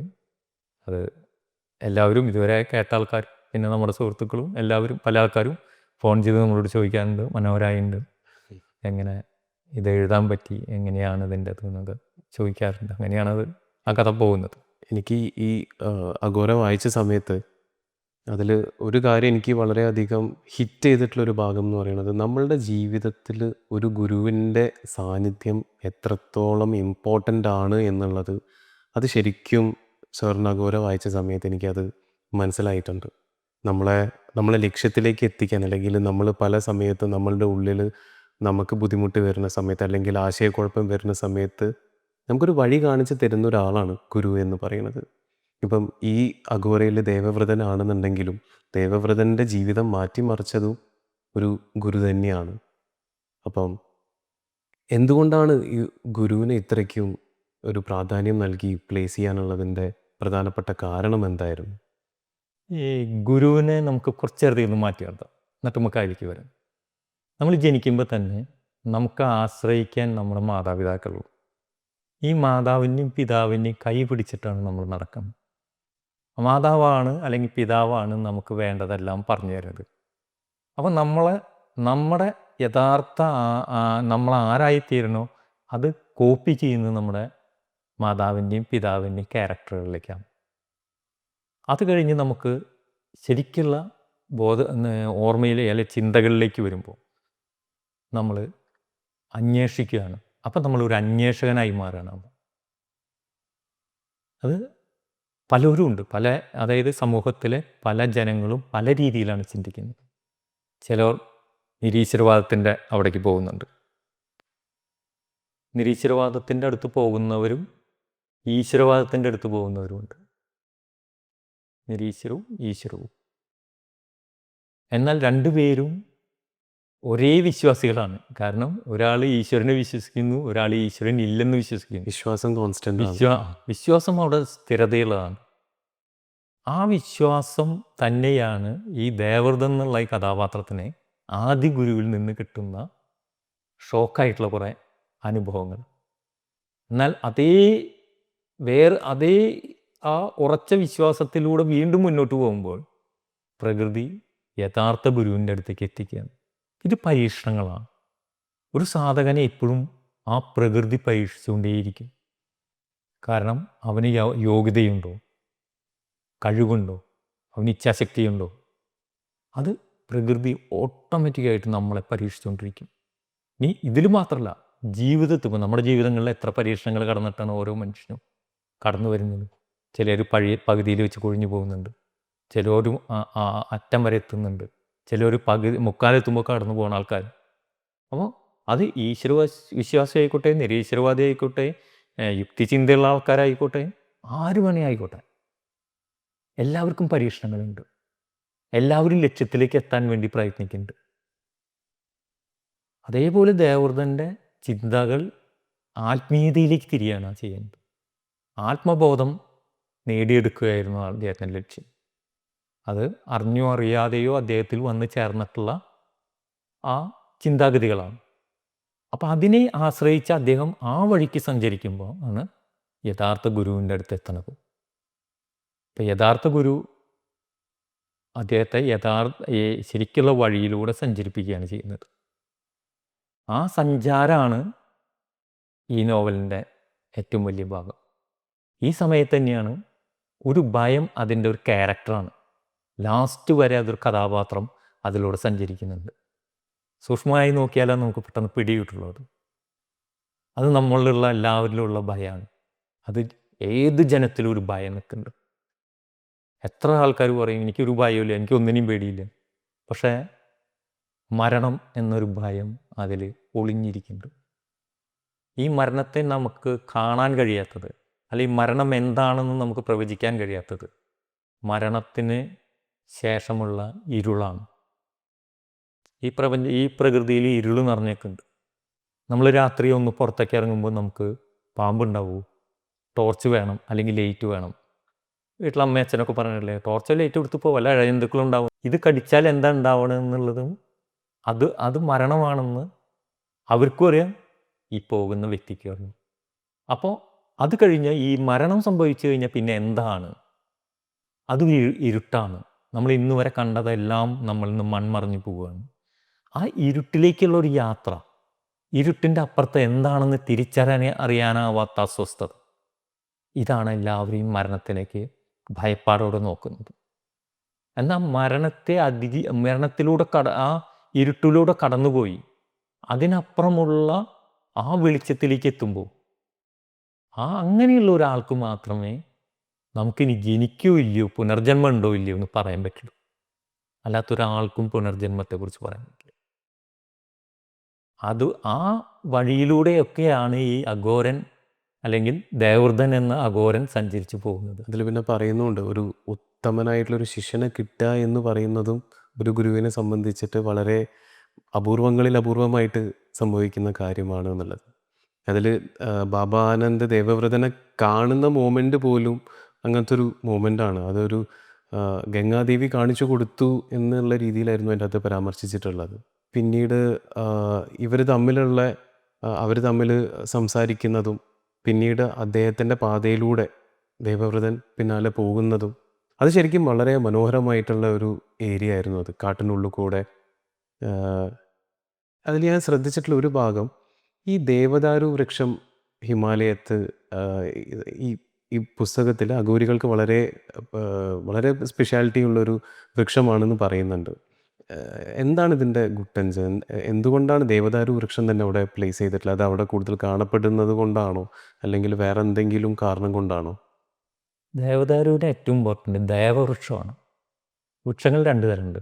അസുര ഇതിൽ പെട്ടിട്ടുള്ളത്, ദേവതയിലും പെട്ടിട്ടുള്ളത്. ഇത് ദേവവൃക്ഷമാണ്. മാത്രമല്ല നമ്മൾ ബുദ്ധൻ്റെ ചില പ്രതിമകളിൽ കണ്ടിട്ടില്ലേ, ഇങ്ങനെ കട്ട് ചെയ്ത് ഇങ്ങനെ പറഞ്ഞു. ഇതിൻ്റെ കായ അതേപോലെയാണ് ദേവദാരുവിൻ്റെ. പിന്നെ നല്ല മനോഹരമായിട്ടുള്ള സ്മെല്ലാണ് ദേവദാരു. ഇതിനൊക്കെ ബേസ് ചെയ്തിട്ടാണ് അവരെടുക്കുന്നത്. അവർ വനങ്ങളിലൊക്കെ ആണെങ്കിൽ അവർ ഡെഡ് ബോഡി ദഹിപ്പിക്കാനൊക്കെ ദേവദാരുവിൻ്റെ ഇതെടുക്കാറുണ്ട്. പിന്നെ അതിൻ്റെ ഓയിലിൽ പെട്ടെന്ന് അഗ്നി കത്തിപ്പിടിച്ച് കയറാനൊക്കെ വളരെ കഴിവുള്ളതാണ്. പിന്നെ ഓയിലിനും ഭയങ്കര മണവും ഇതൊക്കെയുള്ള നമ്മളെ മത്ത് പിടിപ്പിക്കുന്നു.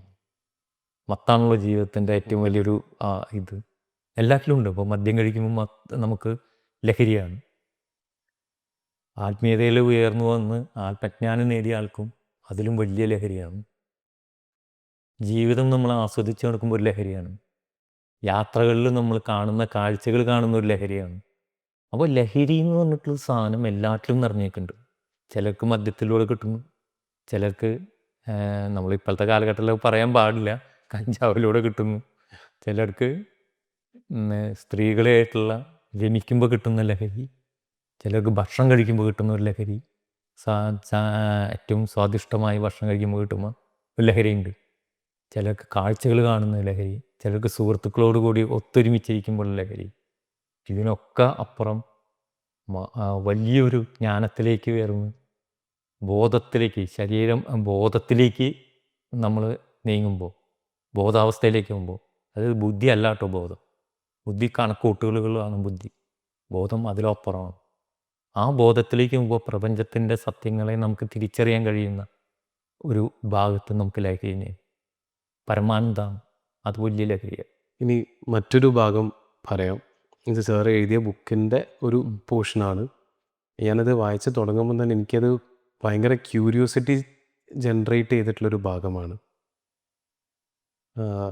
ഒരു ഒരു മൃതശരീരം ദഹിപ്പിക്കാൻ വേണ്ടിയിട്ട് വെച്ചിരിക്കുകയാണ്.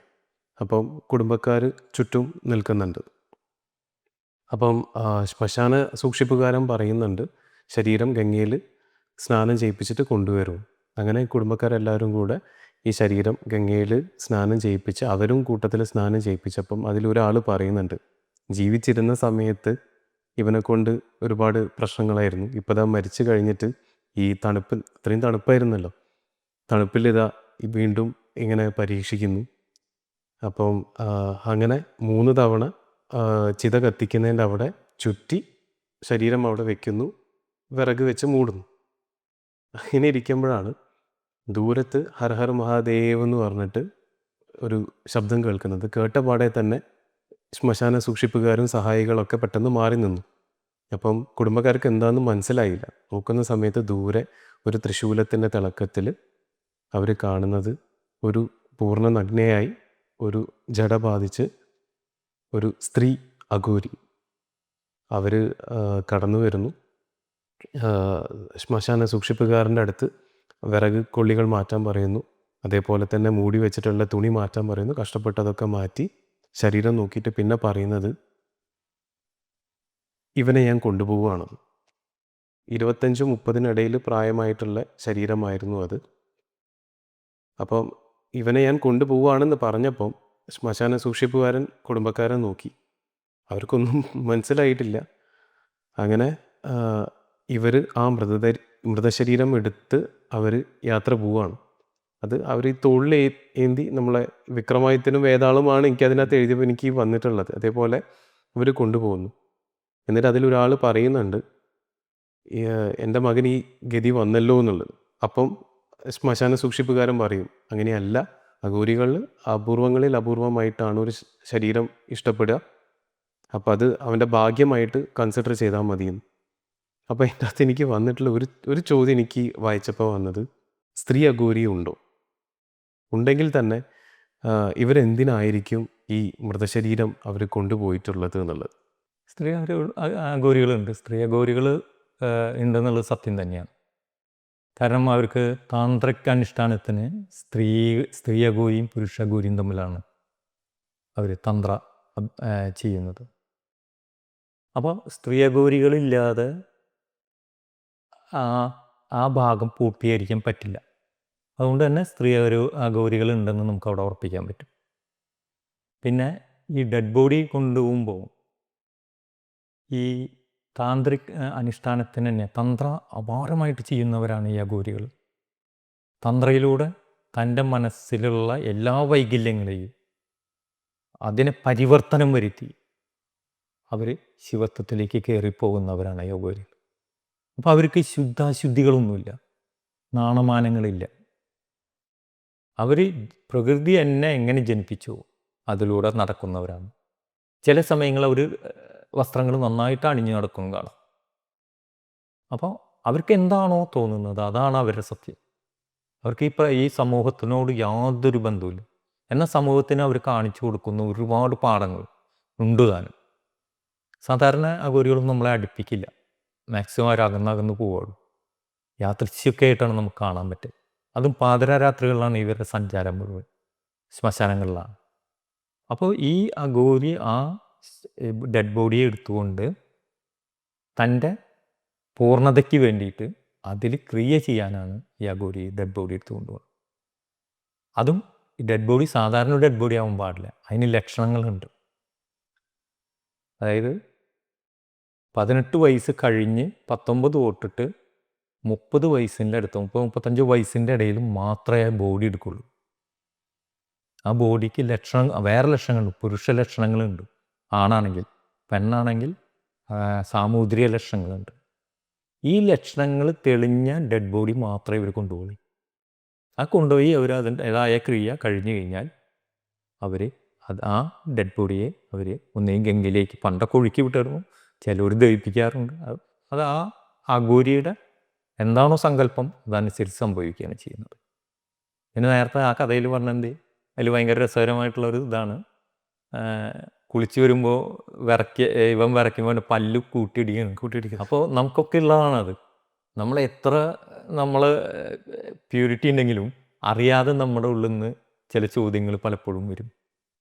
കാരണം നമുക്ക് സഹിക്കാൻ പറ്റുന്നില്ല. അത് ഇവൻ ആ ഡെഡ് ബോഡി കാരണമാണ്, അവൻ കാരണമാണ് ഞാൻ എനിക്ക് കുളിക്കേണ്ടി വന്നതും, ഈ പാതിരാത്രിയിൽ ഈ കുളിക്കേണ്ടി വന്നതും, ഈ ഗംഗയുടെ തണവ് എനിക്ക് എടുക്കേണ്ടതും, ഞാൻ ഇത്ര ബുദ്ധിമുട്ടുണ്ടും വന്നത് ഇതുകൊണ്ടാണെന്നുള്ള അവൻ്റെ ആത്മരോക്ഷമാണ് അവനവിടെ പ്രകടിപ്പിക്കുന്നത്.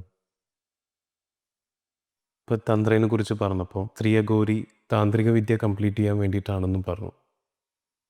പുസ്തകത്തിൽ വായിച്ചപ്പോൾ ഞാൻ വളരെയധികം നോട്ടീസ് ചെയ്തിട്ടുള്ളൊരു സ്ഥലപ്പേരുണ്ട്, കാമാഖ്യ എന്ന് പറഞ്ഞിട്ട്. എന്താണ് കാമാഖ്യ? എന്തിനാണ് കാമാഖ്യ ക്ഷേത്രത്തിൽ അവർ പോയത്? പുരാണങ്ങൾ അനുസരിച്ചിട്ട് നമ്മൾ പറയുകയാണെങ്കിൽ കാമാഖ്യ സതീദേവി കഷ്ണങ്ങളായി ചിതറിപ്പോയപ്പോൾ അതിൽ യോനി എന്ന ഭാഗം വന്നു വീണതാണ് കാമാഖ്യ. ആ കാമാഖ്യ എന്ന ക്ഷേത്രത്തിൻ്റെ ഇതിലേക്കാണ്, അതായത് ഗുഹയിലേക്കാണ് സ്റ്റെപ്പുകൾ കുറയുന്നത്. അതിൻ്റെ അടിയിൽ ഏറ്റവും അടിയിൽ പോയി കഴിഞ്ഞാൽ അവിടെ ഏകദേശം യോനിയോട് അടുത്ത സാദൃശ്യമുള്ള ഒരു പാറയിൽ നിന്ന് വരുന്ന കിനിഞ്ഞു വരുന്ന ജലം അവിടെ സദാസമയം ഉണ്ടാവാറുണ്ട്. അവിടുത്തെ പൂജാരിമാർ പറയുന്നത്, പാണ്ഡകൾ എന്നാണ് അവർ വിളിക്കുക, അവർ പറയുന്നത് കൊല്ലത്തിലൊരിക്കൽ ഈ അമ്മ ഋതുമതിയാവും എന്നാണ് പറയുന്നത്. അതിനെയാണ് അപ്പാച്ചി കുംഭമേള അവിടെ നടക്കുന്നത്, അപ്പാച്ചി മേള നടക്കുന്നത്. കുംഭമേളയല്ല, അപ്പാച്ചി മേള നടക്കുന്നത്. അത് ഭയങ്കര ആഘോഷമാണ് അവിടെ. ബ്രഹ്മപുത്രയാണോ അതിൻ്റെ സൈഡിൽ? ബ്രഹ്മപുത്ര ഇതിലൂടെ പോകുന്നുണ്ട്. അവിടെ ദശമഹാവിദ്യകളുടെ ഒരു കേന്ദ്രം കൂടിയാണ്. അതിൽ കാളി, താര, ചിന്നമസ്ത, ധൂമാവതി അങ്ങനെയുള്ള ആ ഇതിലുള്ള എല്ലാവരും അതിലുണ്ട്. അതിൻ്റെ ഏറ്റവും നടുവിലാണ് യോനി പ്രതിഷ്ഠിക്കുന്നത്. ലോകത്തിലേക്ക് പോണ ആദ്യത്തെ ആകെയുള്ള ഒരു അമ്പലം അതാണെന്ന് തോന്നുന്നു, എനിക്ക് അറിയില്ല കറക്റ്റായിട്ട്. ഞാൻ പിന്നെ കേട്ടിട്ടില്ല, യോനി പ്രതിഷ്ഠയുള്ള അമ്പലങ്ങൾ ഞാൻ കേട്ടിട്ടില്ല. അവിടെ താന്ത്രിക ആചാര്യന്മാർ, തന്ത്ര അഭ്യസിക്കുന്നവർ, അഘോരികൾ, ഇങ്ങനെയുള്ള എല്ലാവരും അവിടെ വരും. അവിടെ ഒരു പ്രത്യേക സ്ഥലം, ഒരു കുന്നിൻ്റെ മുകളിലായിട്ടാണ് അമ്പലം നിൽക്കുന്നത്. ഒരു നല്ലൊരു ഇതാണ്. അതിൻ്റെ തൊട്ടടുത്ത് തന്നെ ഒരു ഇടിഞ്ഞു പൊളിഞ്ഞ അമ്പലം കിടന്നു, പഴയ അമ്പലം അവിടെ നിൽക്കുക. വർഷത്തിൽ ഏതോ ഒരു 3 ദിവസം എന്തോ വിശേഷ ദിവസം. അതാണ് ഞാൻ പറഞ്ഞത്, അമ്മ ഋതുമതിയാവുന്ന ദിവസമാണ് ആ 3 ദിവസം. അത് ബ്രഹ്മപുത്രയിലും ആ ചുവപ്പ് നിറം വരുന്നു പറയുന്നുണ്ട്, പറയപ്പെടുന്നു പല കഥകളിലും. അത് ഇതാണ് കഥയാണ്. ശരിക്ക് ദശമഹാവിദ്യകളിലെ അതിൻ്റെ ഓരോന്നിനെയും കുറിച്ച് നമ്മുടെ ബുക്കിൽ അതിനെ വ്യക്തമായി പറയുന്നുണ്ട്. അതിൻ്റെ ഓരോ ആന്തരികമായ വശങ്ങളെക്കുറിച്ച് അതിൽ പറയുന്നുണ്ട്. ഈ ദേവർദ്ധൻ അവിടെ പോണതും, അവ പോയി തന്ത്രം അനുഷ്ഠിക്കാൻ വേണ്ടി പോകുന്നതും, അപ്പോൾ അവൻ്റെ കൂടെ തേജ എന്ന അതിമനോഹരമായിട്ടുള്ള ഒരു സുന്ദരിയായിട്ടുള്ളൊരു യുവതി അവൻ്റെ ഗുരുവായി തീരുന്നതും, ആ ഗുരുവാണ് അവനെ തന്ത്രയിൽ നിന്ന് അപ്പുറം കടത്തുന്നത്. തന്ത്രയിലെ എല്ലാ കുഴികളിൽ നിന്നും അവനെ രക്ഷിച്ച്. തന്ത്ര പെട്ടെന്ന് മനുഷ്യനെ താഴേക്ക് വലിച്ചു കൊണ്ടുപോകാൻ പറ്റിയ ഒരു അനുഷ്ഠാനം കൂടിയാണ്. വളരെ ജാഗ്രതയോടുകൂടി മാത്രമേ തന്ത്രയിലൂടെ കയറിപ്പോവാൻ പറ്റുള്ളൂ. ഒരു 10,000 പേര് പോയാൽ പോലും ഒരാളോ 2 ആളോ മാത്രമേ അതിനെ അതിജീവിച്ചു പോകാൻ പറ്റുള്ളൂ. അത്രയും കഠിനമാണത്. അപ്പം അതിനെ കടത്തി ഈ തേജയാണ് അവളെ കടത്തി കൊണ്ടുപോകും. ശരിക്കും വളരെ രസകരമായിട്ടുള്ള ഒരു ഭാഗമായിരുന്നു ഇവർ തമ്മിലുള്ള കണ്ടുമുട്ടലും. ദേവവ്രതൻ്റെ ഉള്ളിലുള്ള സന്യാസി അദ്ദേഹത്തിൻ്റെ ബ്രഹ്മചര്യം എന്ന് പറഞ്ഞ് അദ്ദേഹം വളരെ നിധി പോലെ കാത്തു സൂക്ഷിക്കുന്ന ഒരു കാര്യം. അപ്പം വളരെ രസകരമായിട്ടായിരുന്നു അതിൻ്റെ തേജ ആ ഒരു ജേണി ബുക്കിൽ പോർട്രേ ചെയ്തിട്ടുണ്ടായിരുന്നത്. കാരണം അത്രയും പുള്ളി ശരിക്കും ഒരു നിധി പോലെ കാത്തു സൂക്ഷിക്കുന്ന ബ്രഹ്മചര്യം ഈ താന്ത്ര ചെയ്യുന്ന സമയത്ത് അത് നഷ്ടപ്പെടുമോ എന്നുള്ള ഒരുപാട് ചോദ്യങ്ങളും ഒക്കെ ആയിട്ട് ഒരു ഭയത്തോടെയായിരുന്നു ദേവവ്രതൻ മുന്നോട്ട് പോയിട്ടുണ്ടായിരുന്നത്. ദേവർദ്ധന് അതിൽ മാത്രമല്ല, പല കാര്യങ്ങളിലും ഭയങ്ങളുണ്ടായിരുന്നു. അതൊരു ക്യാരക്ടർ തന്നെയാണ് ആ ഭയം. ശരിക്കും നമ്മളെ പഠിപ്പിച്ചതൊക്കെ ബ്രഹ്മചര്യം എന്ന് പറഞ്ഞിട്ടുണ്ടെങ്കിൽ പൗരുഷം നഷ്ടപ്പെടാതിരിക്കുക, അല്ലെങ്കിൽ ശുക്ലം നഷ്ടപ്പെടാതിരിക്കുക, അതാണ് ബ്രഹ്മചര്യം. ശരിക്കും ബ്രഹ്മചര്യം വേദങ്ങളിലും അങ്ങനെയുള്ളതിലൊക്കെ പറയുന്നത് ബ്രഹ്മത്തിലൂടെ ചലിക്കുന്നവനാണ് ബ്രഹ്മചരി എന്നവൻ. അപ്പോൾ ബ്രഹ്മം എന്താണെന്ന് അറിയണം. അത് നിഷ്ഠയാണ്, ഉറച്ച നിഷ്ഠയാണ്. ആ നിഷ്ഠയിലൂടെ യാത്ര ചെയ്യുന്നവനാണ് ബ്രഹ്മം. കൃഷ്ണൻ പറയുന്നുണ്ട്, ഒരു മനോഹരമായിട്ടുള്ള കഥയുണ്ട് കൃഷ്ണൻ്റെ. അതായത് രാധയോട് പറയാണ്, ഈ അവിടെ ഒരു സന്യാസി ഇരിക്കുന്നുണ്ട്, ഒരു നദിക്കരയുടെ അപ്പുറത്ത്. നദി എന്ന് പറഞ്ഞാൽ കടക്കാൻ പറ്റില്ല, അത്രയും ഒഴുക്കുള്ളൊരു നദിയാണ്. ഒരു കൊട്ട നിറയെ ഭക്ഷണം കൊടുക്കുകയാണ്. ഇത് അവിടുത്തെ സന്യാസിക്ക് കൊടുക്കണം. ഭക്ഷണം മാത്രം മിതമായിട്ട് മാത്രം കഴിക്കുന്ന ആളാണ്. നീ കൊണ്ടുകൊടുക്കുക. അപ്പോൾ അവൻ ചോദിക്കുകയാണ്, അപ്പോൾ കൃഷ്ണനെ കൊടുക്കുക കടക്കുക. അപ്പോൾ അയ്യോ അതെങ്ങനെ ഇങ്ങനെ കടക്കുക, ആ നദി മുറിച്ച് കിടക്കുക. നീ പറയും കൃഷ്ണൻ ബ്രഹ്മചര്യ ആണെങ്കിൽ വഴി തരാൻ പറഞ്ഞു. അപ്പോൾ അവൾ നോക്കി ചിരിക്കുന്നുണ്ട്. നീ ബ്രഹ്മചര്യ എന്ന് പറഞ്ഞിട്ട് ചിരിക്കുന്നുണ്ട്. എന്നിട്ട് ഇവൾക്ക് ഉറപ്പാണ് കിടക്കാൻ പറ്റില്ല എന്നുള്ളത്. അവിടെ ചെന്നിട്ട് നദിയോട് പറയുന്നു, നദി, കൃഷ്ണൻ പറഞ്ഞു കൃഷ്ണൻ ബ്രഹ്മചര്യ ആണെങ്കിൽ ഈ വഴിയും തരണം. അപ്പോൾ നദി രണ്ടായി പിളരുന്നു. ആകെ വണ്ടടിയാണ്, ഇതെന്താണ് സംഭവം. അങ്ങനെ ഈ രാധ അത് കടന്നു പോവുകയാണ്. അപ്പോണോട് വിട്ട് അത് വീണ്ടും ഫില്ലായി, നദി കുത്തി ഒഴുകാൻ തുടങ്ങി. അവിടെ ചെന്നു ഭക്ഷണം ഒരു 10 ആൾക്ക് കഴിക്കാനുള്ള ഭക്ഷണം ഈ യോഗി ഇരുന്ന് കഴിക്കുന്നു. ഒക്കെ കഴിഞ്ഞ് ഒന്നും ഇല്ലാണ്ടാവുന്നു. അവസാനം കൈയ്യിട്ട് അപ്പോൾ ഇവള് പോകാൻ നിൽക്കുമ്പോൾ അവളെ വിളിക്കുകയാണ്, നീ പോകാൻ പറ്റേ, ഇനി കൃഷ്ണൻ ബ്രഹ്മചര്യ എന്ന് പറഞ്ഞാൽ വഴി തരില്ല. പുഴ ഞാൻ ലഘുവായിട്ട് ഭക്ഷണം കഴിക്കുന്ന ഒരാളാന്ന് പറഞ്ഞ ഇളത്തേട്ടുള്ളൂ. അപ്പോൾ ഇവളെ അതിശയിക്കണം, ഇവളുടെ കൺമുമ്പിലാണ് ഒരു 10 ആൾക്ക് കഴിക്കേണ്ട ഭക്ഷണം ഈ മനുഷ്യനൊറ്റയ്ക്ക് എന്ന് കഴിച്ചിട്ട്. അപ്പോൾ പറയാണ്, അപ്പോൾ ഇവൾ ചെന്നിട്ട് സംശയത്തോടു കൂടി, നീ പേടിക്കണ്ട, നീ പറഞ്ഞു നിനക്ക് പോവാമെന്ന് തോന്നുന്നു. അങ്ങനെ ഇവൾ അവിടെ ചെന്നിട്ട് പറയുന്നു, ഇവൾക്ക് ചിരിയും വരുന്നുണ്ട്, ഇതുമുണ്ട്. അവൾക്കറിയാതെ അയാൾ ഇങ്ങനെ പറയുന്നത്, അദ്ദേഹം വളരെ കുറച്ച് ഭക്ഷണം കഴിക്കുന്ന ആളാണ് എനിക്ക് പുഴയെ നീ വഴി താന്ന് പറയുന്നു. പിന്നെ പുഴ വീണ്ടും വഴി കൊടുക്കുന്നു. അപ്പോൾ അവൾ ആകെ തിരിഞ്ഞു നോക്കുന്നുണ്ട് ഈ മനുഷ്യനെ, അയാളെ ഇട്ട് കാണാനുമില്ല. അവൾ തിരിഞ്ഞ് അവിടെ ചെല്ലുമ്പോൾ കൃഷ്ണനോട് ചോദിക്കുകയാണ്, കൃഷ്ണ നീ പറഞ്ഞു ബ്രഹ്മചര്യാന്ന്, എനിക്കറിയാം നീ എന്താണെന്ന്. എൻ്റെ മുമ്പിലിരുന്നിട്ട് 10 ആൾക്ക് കഴിക്കാമെന്ന് ഭക്ഷണം കഴിച്ച ആൾ പറയുന്നു കുറച്ചേ കഴിക്കുള്ളൂ. ഇത് രണ്ടും കേട്ട് നദി വഴി തന്നു എനിക്ക്, ഇതെന്താണ് സംഭവം ചോദിക്കുന്നത്. അപ്പോൾ കൃഷ്ണൻ പറഞ്ഞു കൊടുത്താണ്, ഞാൻ നിത്യബ്രഹ്മചര്യാണ്, ഞാൻ ബ്രഹ്മത്തിൽ ചലിക്കുന്നവനാണ്.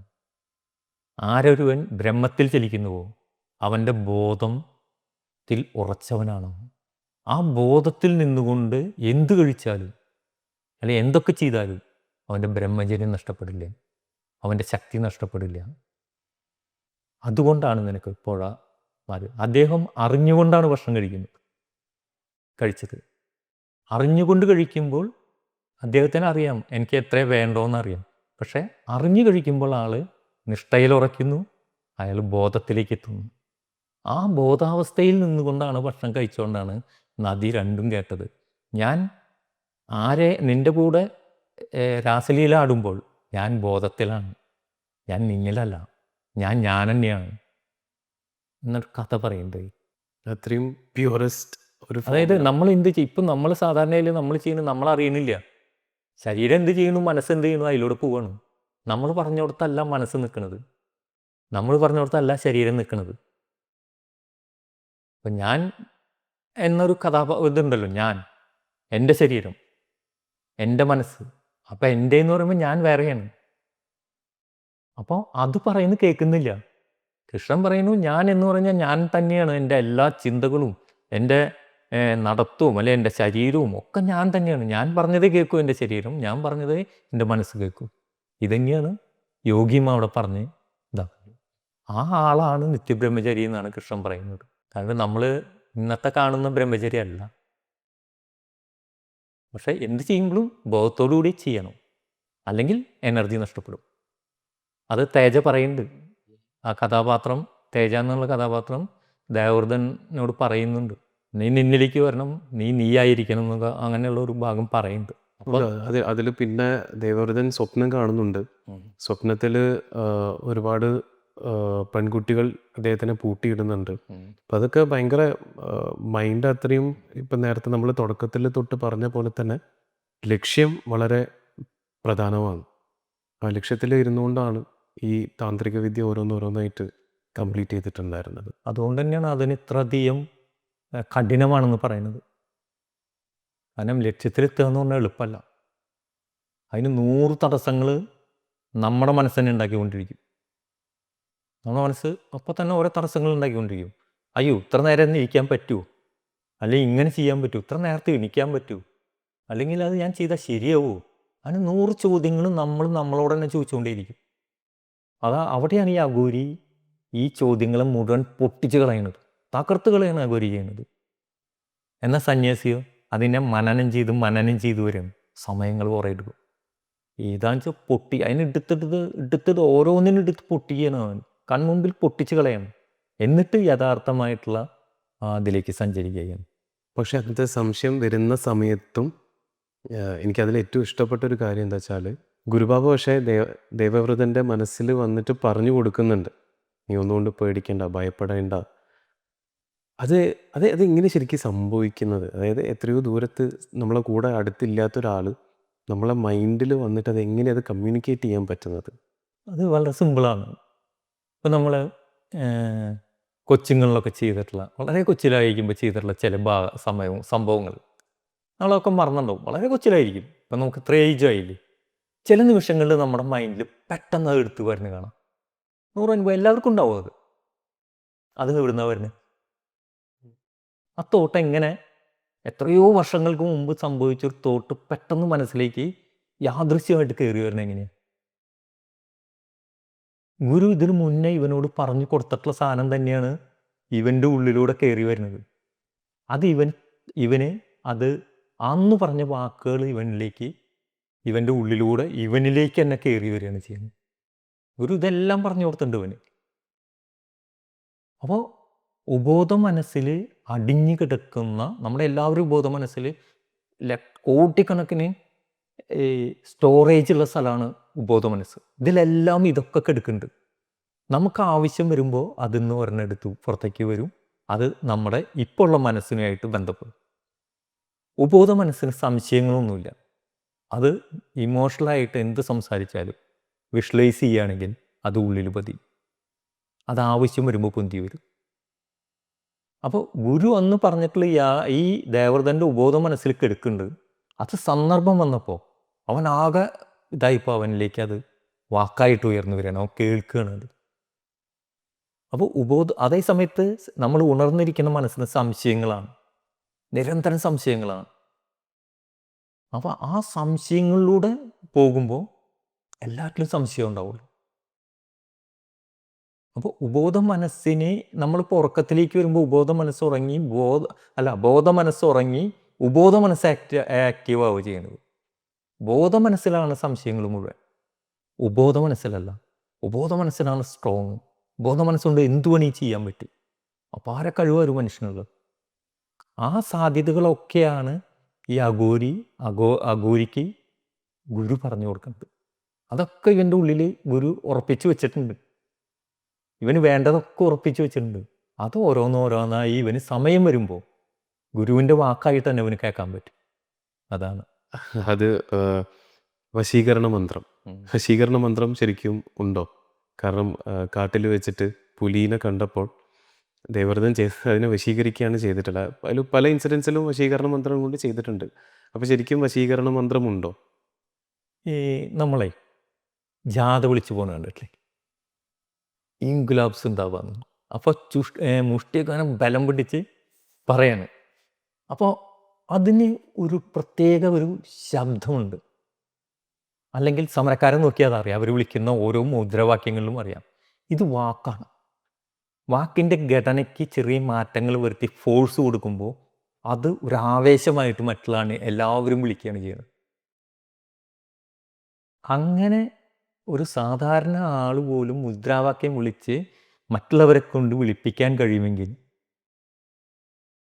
എന്തുകൊണ്ട് മന്ത്രങ്ങളെ കൊണ്ട് ജപിച്ച് അവർക്ക് ആവശ്യമുള്ളത് നേടാൻ പറ്റില്ല? ആലോചിച്ച് നോക്കൂ. നമ്മൾ അതാ പറഞ്ഞ ഉബോധ മനസ്സിൽ നമ്മൾ അപാര പവറുള്ള ആൾക്കാരാണ് ഉബോധ മനസ്സ് ഉപയോഗിച്ച് നമുക്ക് എന്തിനു വേണമെങ്കിലും വേൾഡിൽ നേടിയെടുക്കാൻ പറ്റും. എന്തിനേയും നേടിയെടുക്കാൻ പറ്റും. അഘോരികൾ ചെയ്യുന്ന ഈ ഉബോധ മനസ്സിനെ ഉണർത്തലാണ്, എന്നിട്ട് എനർജീനെ സ്വീകരിക്കലാണ്. അപ്പോൾ അവർ എന്ത് ആഗ്രഹിച്ചോ, എന്ത് ചെയ്യണമെന്ന് ചിന്തിച്ചോ അത് സത്യമാവും. ഈ നമ്മുടെ രാഷ്ട്രീയ പാർട്ടികൾ ജാഥ വിളിച്ച് ജനങ്ങളെ ഒന്നിപ്പിക്കുമ്പോൾ, അല്ലെങ്കിൽ ഒരു രാഷ്ട്രീയ നേതാവ് സംസാരിക്കുമ്പോൾ അദ്ദേഹത്തിൽ നിന്ന് വാക്കുകളെ കൈയടിച്ച് പ്രോത്സാഹിപ്പിക്കുന്നത് എന്തുകൊണ്ടാണ്? ആ വാക്കുകളിലേക്ക്, സാധാരണ ജനങ്ങളിലേക്ക് ആ വാക്കുകൾ ആകർഷിക്കപ്പെടുകയാണ് ചെയ്യുന്നത്. അദ്ദേഹത്തിൻ്റെ വാക്കുകൾ ജനങ്ങളെ ആകർഷിച്ച് അതിൽ ലയിച്ചു പോവുകയാണ് ചെയ്യുന്നത്. ഇതേപോലെ അഘോരി തനിക്ക് ആവശ്യമുള്ളതിനെ സ്വീകരിക്കാനായിട്ട് അദ്ദേഹം ഉപയോഗിക്കുന്ന വാക്കിന് പകരം ഒരു മന്ത്രം, അത് വാക്കന്നെ, ആ മന്ത്രത്തിൻ്റെ ഘടന അനുസരിച്ച് അതിൻ്റെ എനർജി കൂടിയും കുറഞ്ഞിരിക്കും. പ്രസംഗിക്കുമ്പോൾ കഠിനമായിട്ട് സംസാരിക്കുമ്പോൾ അതിൻ്റെ എനർജി കൂടി, എനർജി ലെവലിൽ വ്യത്യാസം വന്നു. ഇവിടെ മന്ത്രങ്ങളുടെ എനർജി ലെവലിലെ വ്യത്യാസത്തിൽ ആരെയാണോ അദ്ദേഹത്തിൻ്റെ അടുപ്പിക്കേണ്ടത് അത് അടുപ്പിക്കുന്നു. രാഷ്ട്രീയക്കാരെന്ത് ചെയ്യുന്നു, നേതാവ് എന്ത് ചെയ്യുന്നു, താൻ സംസാരിച്ച് താൻ എന്തുദ്ദേശിക്കുന്നു അതിലേക്ക് അവരെ ആകർഷിക്കപ്പെടുകയാണ് ചെയ്യുന്നത്. ഇതുതന്നെയാണ് അവിടെ നടക്കുന്നത്. പിന്നെ നമ്മൾ മന്ത്രമാണ്, അതാണ് ഇതാണ് കുറച്ചാൽ കുറേ ഇതൊക്കെ ചെയ്യുന്നുണ്ടാവും. അപ്പോൾ ഇതൊക്കെ കാണുമ്പോൾ ഇതൊക്കെ ഒരു തട്ടിപ്പാണെന്ന് നമുക്ക് തോന്നുകയാണെങ്കിൽ രാഷ്ട്രീയക്കാരെയും തട്ടിപ്പാണ്, അല്ലെങ്കിൽ അവരെ കൊണ്ട് കണ്ട ആൾക്കാരെ വിളിച്ചു വരുത്താൻ പറ്റും. രണ്ടും സത്യം തന്നെയാണ്. രണ്ടും രണ്ട് വഴികളാണ് സ്വീകരിച്ചിരുന്നത് മാത്രം. ഒരു വഴിയിൽ ആ പവറോട് കൂടിയിട്ട് സംസാരിക്കുന്നതിൻ്റെ വശ്യത ഉണ്ടാക്കുന്ന സംസാരത്തിൽ, അപ്പം ജനങ്ങൾ മുഴുവൻ അതിലേക്ക് ആകർഷിക്കപ്പെടുന്നു. വേറെ ഇവിടുന്ന് അവരാരെയും ആൾക്കാരൊന്നുമില്ല, ഇവർക്ക് വേണ്ടത് ഇവർ ചെയ്യുന്നു, ഇവർ ആ എനർജീനെ ഉപയോഗിക്കുന്നു, ആ എനർജിയിലൂടെ അവർക്ക് ആവശ്യമുള്ളതിനെ സ്വീകരിക്കുന്നു. ഇത്രയേ ഉള്ളൂ. ഈ എനർജി എന്ന് പറയുന്നത് ഓറയായിട്ടാണോ നമ്മൾ എനർജി നമ്മളിപ്പോൾ സംസാരിക്കുന്ന ഒരു എനർജിയിലാണ്, ഒരു എനർജി ഫീൽഡാണ്. ഇപ്പോൾ നമ്മളിപ്പോൾ ഇവരൊക്കെ എല്ലാവരും ഇരിക്കുമ്പോൾ ഈ എനർജി ഫീൽഡിലാണ് നമ്മൾ നിൽക്കുന്നത്. അപ്പോൾ അങ്ങ് സംസാരിക്കുമ്പോൾ അങ്ങയുടെ എനർജി ഫീൽഡിലാണ് ഞാൻ സംസാരിക്കുമ്പോൾ എൻ്റെ എനർജി ഫീൽഡിലാണ് അങ്ങ്. ആ എനർജി ഫീൽഡിന് കിട്ടാനാണ് നമ്മൾ മെഡിറ്റേഷൻ ചെയ്യുന്നത്, ഈ ശക്തി സംഭരിക്കുന്നത്. ഇതൊക്കെ ഈ എനർജിയുടെ ഇതാണ്. ഞാൻ ആദ്യമായി നമ്മൾ തുടങ്ങുമ്പോൾ പറഞ്ഞു, ഋഷികേശിൽ കാശിയിൽ ഇത്രയധികം പവർ എങ്ങനെ ഉണ്ടായെന്ന് ചോദിക്കുമ്പോൾ ആദ്യ യോഗി വന്ന് അവിടെ അദ്ദേഹത്തിൻ്റെ ശക്തി അവിടെ പ്രതിഷ്ഠിച്ച് അവിടെ ആരാധിച്ച് സർവരെയും ആകർഷിക്കാനുള്ള കഴിവുണ്ടാക്കി വെച്ചതിന് ശേഷമാണ് അദ്ദേഹം പോകുന്നത്. ആ സങ്കല്പം ഇപ്പോഴും നിലനിൽക്കുകയാണ്. ഇപ്പോൾ നോക്കൂ, നമ്മുടെ ജീവിതത്തിൽ സങ്കല്പമില്ലെങ്കിൽ ഒന്നും നടക്കില്ല. സങ്കല്പത്തിന് ഭയങ്കര കഴിവാണ്. ഇപ്പോൾ ഒരു എൻജിനീയർ ഒരു വീട് നമ്മൾ ചെല്ലുകയാണ്, ഒരു വീട് വേണം എനിക്ക്, അദ്ദേഹം അതിന് ഡ്രോയിങ് ചെയ്തു നമുക്ക് കാണിച്ചു തന്നു, ഇതാണ് വീട്. നമ്മളത് കണ്ടു ഇഷ്ടപ്പെട്ടു. അദ്ദേഹം എന്താണ്, ആ ഡ്രോയിങ് പോലെ അവിടെ തറ കോരി അതിന് ഇതിട്ടു പൊക്കി വീടാക്കി. അപ്പോൾ ആദ്യത്തെ സങ്കല്പം എവിടെയാണ്? ഈ വരയിലാണ്. പിന്നത്തെ സങ്കല്പങ്ങളാണ്, ആ സങ്കല്പമാണ് പിന്നീട് യാഥാർത്ഥ്യമായിക്കൊണ്ടു. ഇതേപോലെ സങ്കല്പശക്തിക്ക് ഭയങ്കര പവറാണ്. നമ്മൾ ജീവിക്കുന്ന തന്നെ ഈ സങ്കല്പശക്തിയിലാണ്. സങ്കല്പത്തിന് ഇല്ലെങ്കിൽ നമുക്ക് ജീവിതമില്ല, നമ്മൾ മരണമാണ്. പിന്നെ നമ്മളിപ്പോൾ ഇന്ന് രാവിലെ ഇട്ടു, ഇപ്പം നമ്മളൊന്ന് ഇവിടെ കൂടണം തീരുമാനിച്ചു, ഞാൻ വന്നു, അങ്ങ് വന്നു, ഇവർ വന്നു, ഇവരൊക്കെ കൂടുന്നത് ഈ സങ്കല്പത്തിൻ്റെ ബേസാണ്. അന്ന് എത്ര കാലം മുന്നേ നിങ്ങൾ സങ്കല്പിച്ചിട്ടുള്ളത് എന്നിലേക്ക് പകർന്നു, ഞാനും നമ്മൾ ഒരുമിച്ചായി നമ്മൾ സംസാരിക്കും. ഇപ്പോൾ ഈ സമയത്ത് അത് സത്യമായി തീരുന്നു. ഇതാണ് അവിടെ സംഭവിക്കുന്നത്. അഘോരികൾ മൃഗങ്ങളെ ബലി കൊടുക്കാറുണ്ടോ? ഈ ബലി എന്ന് പറഞ്ഞാൽ തന്നെ അതിൻ്റെ ആന്തരികമായ അർത്ഥമുണ്ട്, സൂക്ഷ്മമായതുകൊണ്ട്, സ്ഥൂലമായതുകൊണ്ട്. കടകളിലൊക്കെ മൃഗങ്ങളെ കൊന്ന് തൊലിയൊക്കെ ഉരിഞ്ഞ് കെട്ടി നമുക്ക് വിൽപ്പനയ്ക്ക് വേണ്ടി വയ്ക്കുന്നുണ്ട്. ഇതൊരു തരം ബലി തന്നെയാണ്. കാരണം നമ്മുടെ ഭക്ഷണമാക്കി മാറ്റാൻ വേണ്ടി ഒരു മൃഗത്തെ കൊന്ന് അതിൻ്റെ മാംസം വിൽക്കുന്നതും അതൊരു ബലി കൊടുക്കൽ. അത് ബലി കൊടുക്കുക എന്ന് വെച്ചാൽ അതിൻ്റെ ജീവിതം നമ്മൾ അവസാനിപ്പിക്കുകയാണ് ചെയ്യുന്നത്. ആ ജീവിതം അവസാനിപ്പിച്ച ജീവിയുടെ ഭക്ഷണത്തിന് വേണ്ടി നമ്മൾ പൈസ കൊടുത്ത് അതിൽ നിന്നും നമ്മൾ ഇറച്ചി വാങ്ങി വീട്ടിൽ വിഭവങ്ങൾ ഉണ്ടാക്കി നമ്മൾ കഴിക്കുന്നു. അതേപോലെ തന്നെ അഘോരികൾ എന്ത് ചെയ്യുന്നു? അവർ ഒരു മൃഗത്തെ ബലി കൊടുക്കണമെന്ന് അവർക്ക് തോന്നുമ്പോൾ അവർ ഒരിക്കലും അതിനെ വെറുതെ അതിനെ കൊന്നുകൊണ്ട് അതിൻ്റെ മാംസം ഉപയോഗിക്കുകയല്ല ചെയ്യുന്നത്. പകരം അവർ ആ ജീവൻ്റെ യാത്രയ്ക്ക്, ആ ജീവൻ ഇനി പുനർജനിക്കുകയാണെങ്കിൽ അതിന് ശ്രേഷ്ഠമായൊരു ജീവിതം അതിനുണ്ടാവണം എന്ന സങ്കല്പത്തോടു കൂടി അവർ അതിനുവേണ്ടി പ്രാർത്ഥിച്ചിട്ടാണ് അവർ ആ മൃഗത്തെ കൊല്ലുന്നത്. എന്നിട്ട് അവർ ആ ഭക്ഷണം സ്വീകരിക്കുക ചെയ്യുന്നു. ഇപ്പോൾ പ്രകൃതിയിൽ തന്നെ നോക്കൂ, സിംഹം അല്ലെങ്കിൽ പുലി ഇതൊക്കെ മാനിനെ പിടിക്കുന്നുണ്ട്. മാനിനെ പിടിക്കുമ്പോൾ എന്താണ്, അതൊരു ബലി തന്നെയാണ് അവിടെ നടക്കുന്നത്. കാരണം അതിൻ്റെ ജീവൻ ഹനിച്ചു, എന്നിട്ട് അതിനെ അവർ ഭക്ഷിച്ചു. അപ്പോൾ പ്രപഞ്ചത്തിൽ തന്നെ ഈ ബലികൾ നടക്കുന്നുണ്ട് പല രീതിയിലായിട്ട്.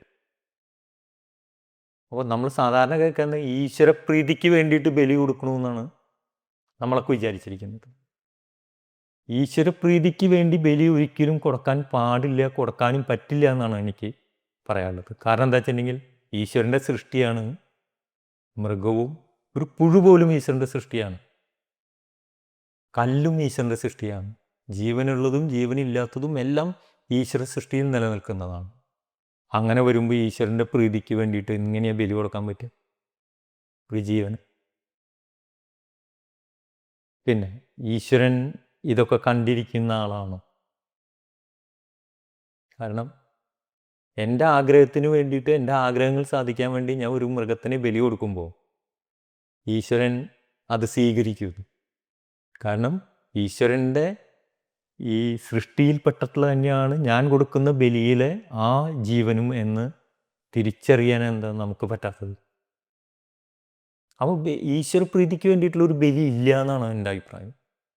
അത് പിന്നീട് ഈ ബലി നടത്തുന്ന, അതായത് ഈ മാംസത്തിന് വേണ്ടി അവർ പ്രാർത്ഥിച്ചെടുക്കുന്നത് പിന്നീട് അത് പല ജനങ്ങളുടെ കയ്യിലൂടെ അത് കടന്നു വന്ന്, ആചാര്യന്മാരായിക്കോട്ടെ ചില മന്ത്രവാദികളായിക്കോട്ടെ, ഇവരുടെ കയ്യിൽ നിന്ന് കടന്നു വന്ന് അവരുണ്ടാക്കി തീർത്ത ഈശ്വരപ്രീതി എന്നുള്ളൊരു സാധനത്തിന് വേണ്ടി ഉണ്ടാക്കി തീർത്ത ഒരു ഭാഗമാവാനാണ് വഴി.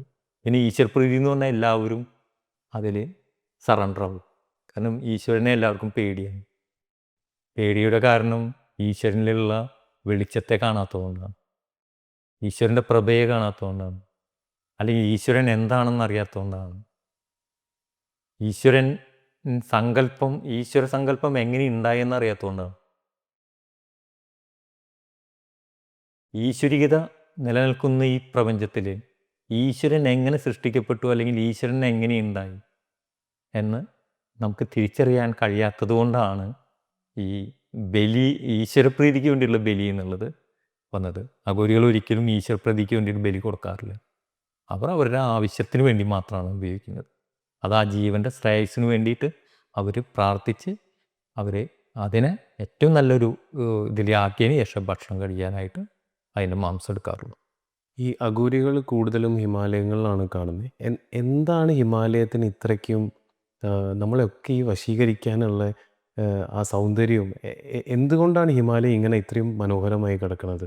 എന്തുകൊണ്ടാണ് ആ ഭാഗം അവർ ഇത്രയ്ക്കും ചൂസ് ചെയ്യാനുള്ള കാരണം? ഹിമാലയം എന്ന് കേൾക്കുമ്പോൾ തന്നെ നമ്മുടെ ഉള്ളിലൊരു കുളിരുണ്ടാവുന്നുണ്ട്. തണുപ്പിൻ്റെ വലിയൊരു ലോകമാണ് ഹിമാലയം. തണുപ്പ് നമുക്ക് എല്ലാവർക്കും ഇഷ്ടമാണ്.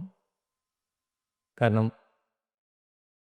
തണുപ്പാണ്, അതിൻ്റെ സൗന്ദര്യമാണ്, അതിൻ്റെ ആസ്വാദനമാണ് നമ്മളതിലേക്ക് ആകർഷിക്കുന്നത്. ആ ഹിമാലയത്തിലെ മഞ്ഞുമലകളും അതിലൂടെയുള്ള സഞ്ചാരവും ഒക്കെ നമുക്ക് പ്രിയപ്പെട്ടതായി മാറുന്നത് കൊണ്ടാണ്. അപ്പോൾ മാത്രമല്ല, ഹിമാലയത്തിലധികം ആൾക്കാർക്ക് അങ്ങനെ ഓടിച്ചെന്ന് നടന്ന് മുന്നോട്ട് പോകാൻ പറ്റില്ല. ഹിമാലയത്തിൻ്റെ മുകളിലേക്ക് കയറും തോറും ഹിമാലയത്തിൻ്റെ മുകളിലേക്ക് നമ്മൾ കയറും തോറും ഹിമാലയത്തിൽ ഓക്സിജൻ്റെ കുറവ് അനുഭവപ്പെടാൻ തുടങ്ങും. 60% ഉള്ളൂ കൈലാസത്തിൻ്റെ അവിടേക്ക് എത്തുമ്പോഴേക്കും. സാധാരണ നമുക്കൊക്കെ ഓക്സിജൻ മൂക്കിലോടൊന്നും വലിച്ചാൽ കിട്ടില്ല, വായ തുറന്ന് തന്നെ വലിക്കണം, എന്നാലേ നമുക്ക് ബ്രീത്ത് ചെയ്ത് കറക്റ്റ് ചെയ്യാൻ പറ്റുള്ളൂ. അല്ലെങ്കിൽ നമ്മുടെ ബ്ലഡിൽ ഓക്സിജൻ്റെ കണ്ടൻറ്റ് കുറയുകയും പല അസുഖങ്ങളും നമ്മളിലേക്ക് കടന്നു വരാനും തോന്നും. നമ്മുടെ ഉള്ളിൽ ഒളിച്ചിരിക്കുന്ന അസുഖങ്ങൾ തന്നെയാണ്. അപ്പോൾ ഹിമാലയം ഒരു മാത്രമല്ല അതിനെ ദേവഭൂമി എന്നാണ് മഹാന്മാർ അല്ലെങ്കിൽ ആചാര്യന്മാരൊക്കെ വിളിക്കുന്നത്. അതായത് അത് അവിടെ ചെന്ന് അനുഭവിക്കുമ്പോഴേ നമുക്കത് പറഞ്ഞ് ബോധ്യപ്പെടുത്താൻ പറ്റും. അത്രയും സുന്ദരമാണത്. അവിടെ ഇരിക്കുമ്പോൾ നമ്മുടെ മനസ്സ് ശാന്തമാകും, നമ്മുടെ ചിന്തകൾക്ക് മാറ്റങ്ങൾ വരും. അപ്പോൾ മാത്രമല്ല അതിൻ്റെ ദൃശ്യഭംഗി നമുക്ക് വിവരിച്ചാൽ പോലും തീരില്ല. അത്രയും ദൃശ്യഭംഗിയുള്ള ഏരിയകളാണ് അവിടെ. അപ്പോൾ ഈ സന്യാസികളോ അഘോരികളോ നാഗന്മാർ അങ്ങനെയുള്ളവരൊക്കെ ഈ ഹിമാലയത്തിൻ്റെ ഉൾവനങ്ങളിലാണ് അല്ലെങ്കിൽ ഉള്ളേരിയയിലെ ഗുഹകളിലാണ് ഇവർ താമസിക്കുന്നത്.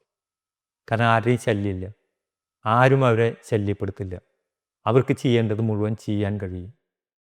അപ്പോൾ ഇത്രയും കാര്യങ്ങൾ ഇതുകൂടി അവരുടെ ആ വാസത്തിന് കാരണമായിട്ട് നിൽക്കുന്നുണ്ട്. നമ്മുടെ അവിടെയൊക്കെ ഞാൻ തിരക്കാണെങ്കിൽ എല്ലാവരും വന്ന് വളയും, അദ്ദേഹത്തിൽ നിന്ന് അനുഗ്രഹം തേടാൻ തുടങ്ങും, കാല് പിടിക്കാൻ തുടങ്ങും. ഇതൊക്കെ ഇവരുടെ ആത്മീയ സാധനയ്ക്ക് പ്രശ്നങ്ങളായി വരും. കാരണം ഇവരുടെ ഉള്ളിൽ അഹങ്കാരം ഉണ്ടാക്കും. അഘോരി അഹങ്കാരത്തിനെ തകർത്തെറിഞ്ഞുകൊണ്ട് മുന്നേറുകയാണ്. മരണത്തെ നിരന്തരം കണ്ടുകൊണ്ട് ശ്മശാനത്തിൽ ജീവിക്കുകയാണ്.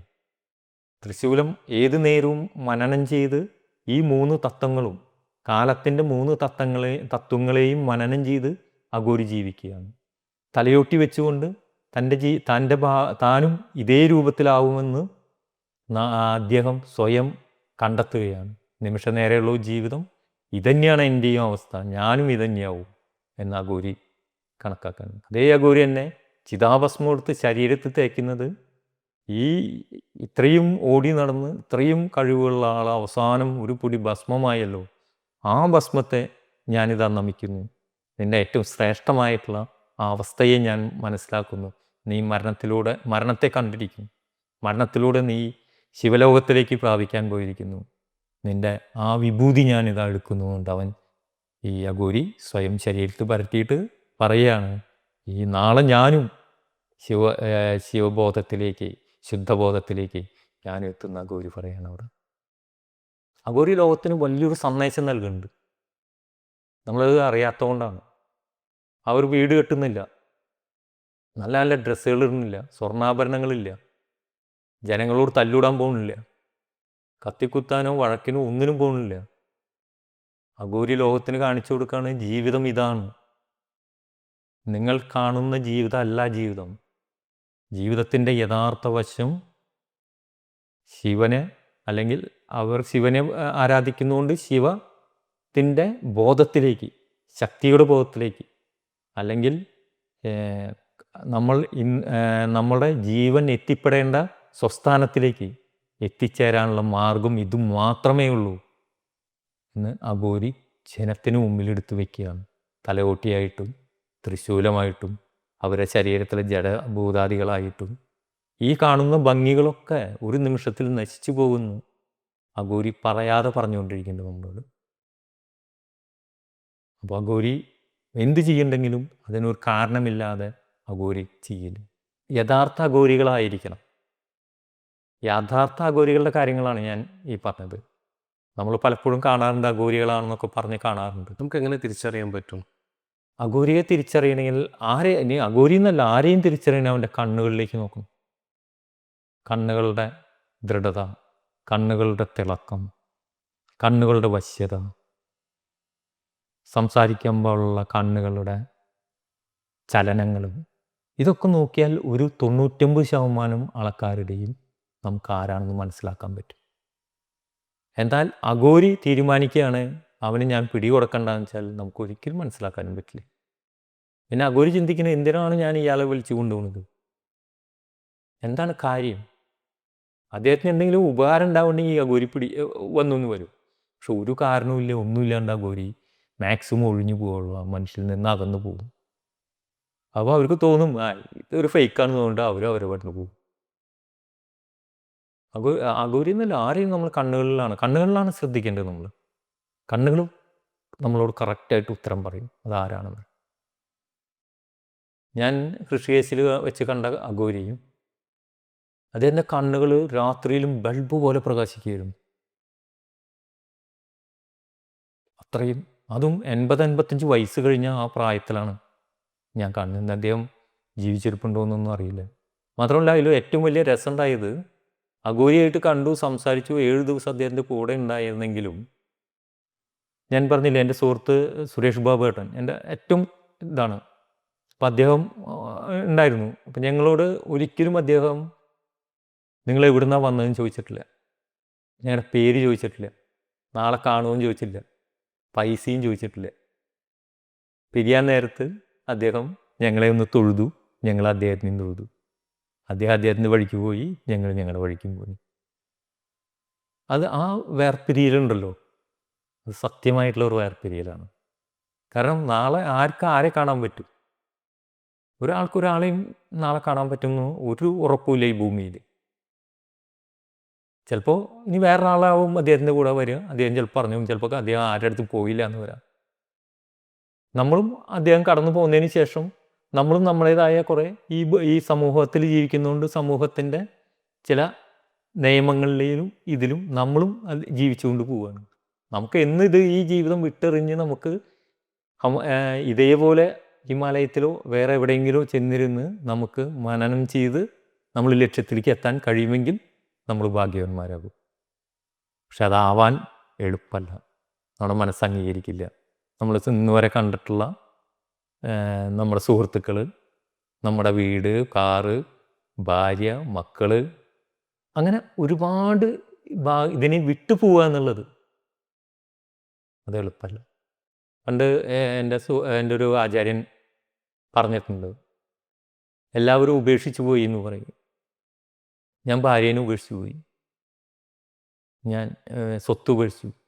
കാരണം ഭാര്യയെക്കൊണ്ട് ഭയങ്കര ഇയാളെ കൊണ്ട് ഭാര്യയ്ക്ക് പ്രശ്നമായി. ഇപ്പോൾ ഭാര്യ ഇയാൾ ചീത്ത പറഞ്ഞിട്ടുണ്ടാവും, അതുകൊണ്ടാവും ഇയാൾ പോയിട്ടുണ്ടാവും.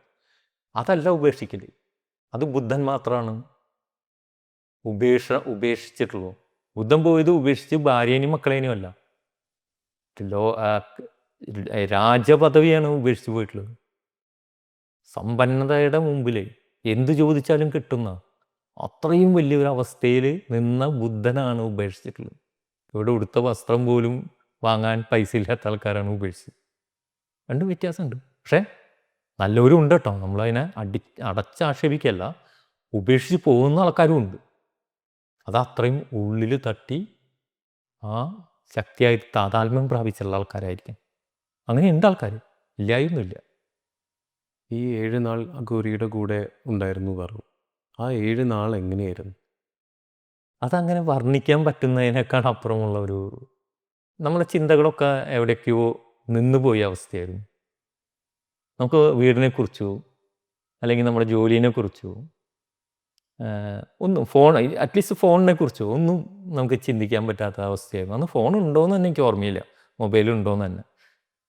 അങ്ങനത്തെ ഒരു അവസ്ഥയിലായി. അത് അദ്ദേഹത്തിൻ്റെ ആ സാന്നിധ്യം തന്നെയാണ്. അതിൽ നമ്മൾ ശാന്തമാകും. പിന്നെ ഏറ്റവും ഉദാഹരണം, ഒരു ആന നിൽക്കണ്ടെങ്കിൽ അതിൻ്റെ ചെവിയിൽ തോട്ടിക്കോലി വെച്ചാൽ പാപ്പ അല്ലെങ്കിൽ ഒരു ആന ഉടക്കും. അതേപോലെ അഘോരിയുടെ അടുത്തെത്തിയപ്പോൾ അഘോരി തോട്ടിക്ക് പകരം ആ വശ്യതയിലേക്ക് നമ്മളെ ആകർഷിച്ചു. നമ്മൾ ഒതുങ്ങി, നമ്മുടെ ഭാവം മാറി, അഹംഭാവം ഇല്ലാണ്ടായി, നമ്മളാണെന്ന് തന്നെ ചിന്തിക്കാതെയായി, നമ്മുടെ എല്ലാ ഈഗോവും പോയി.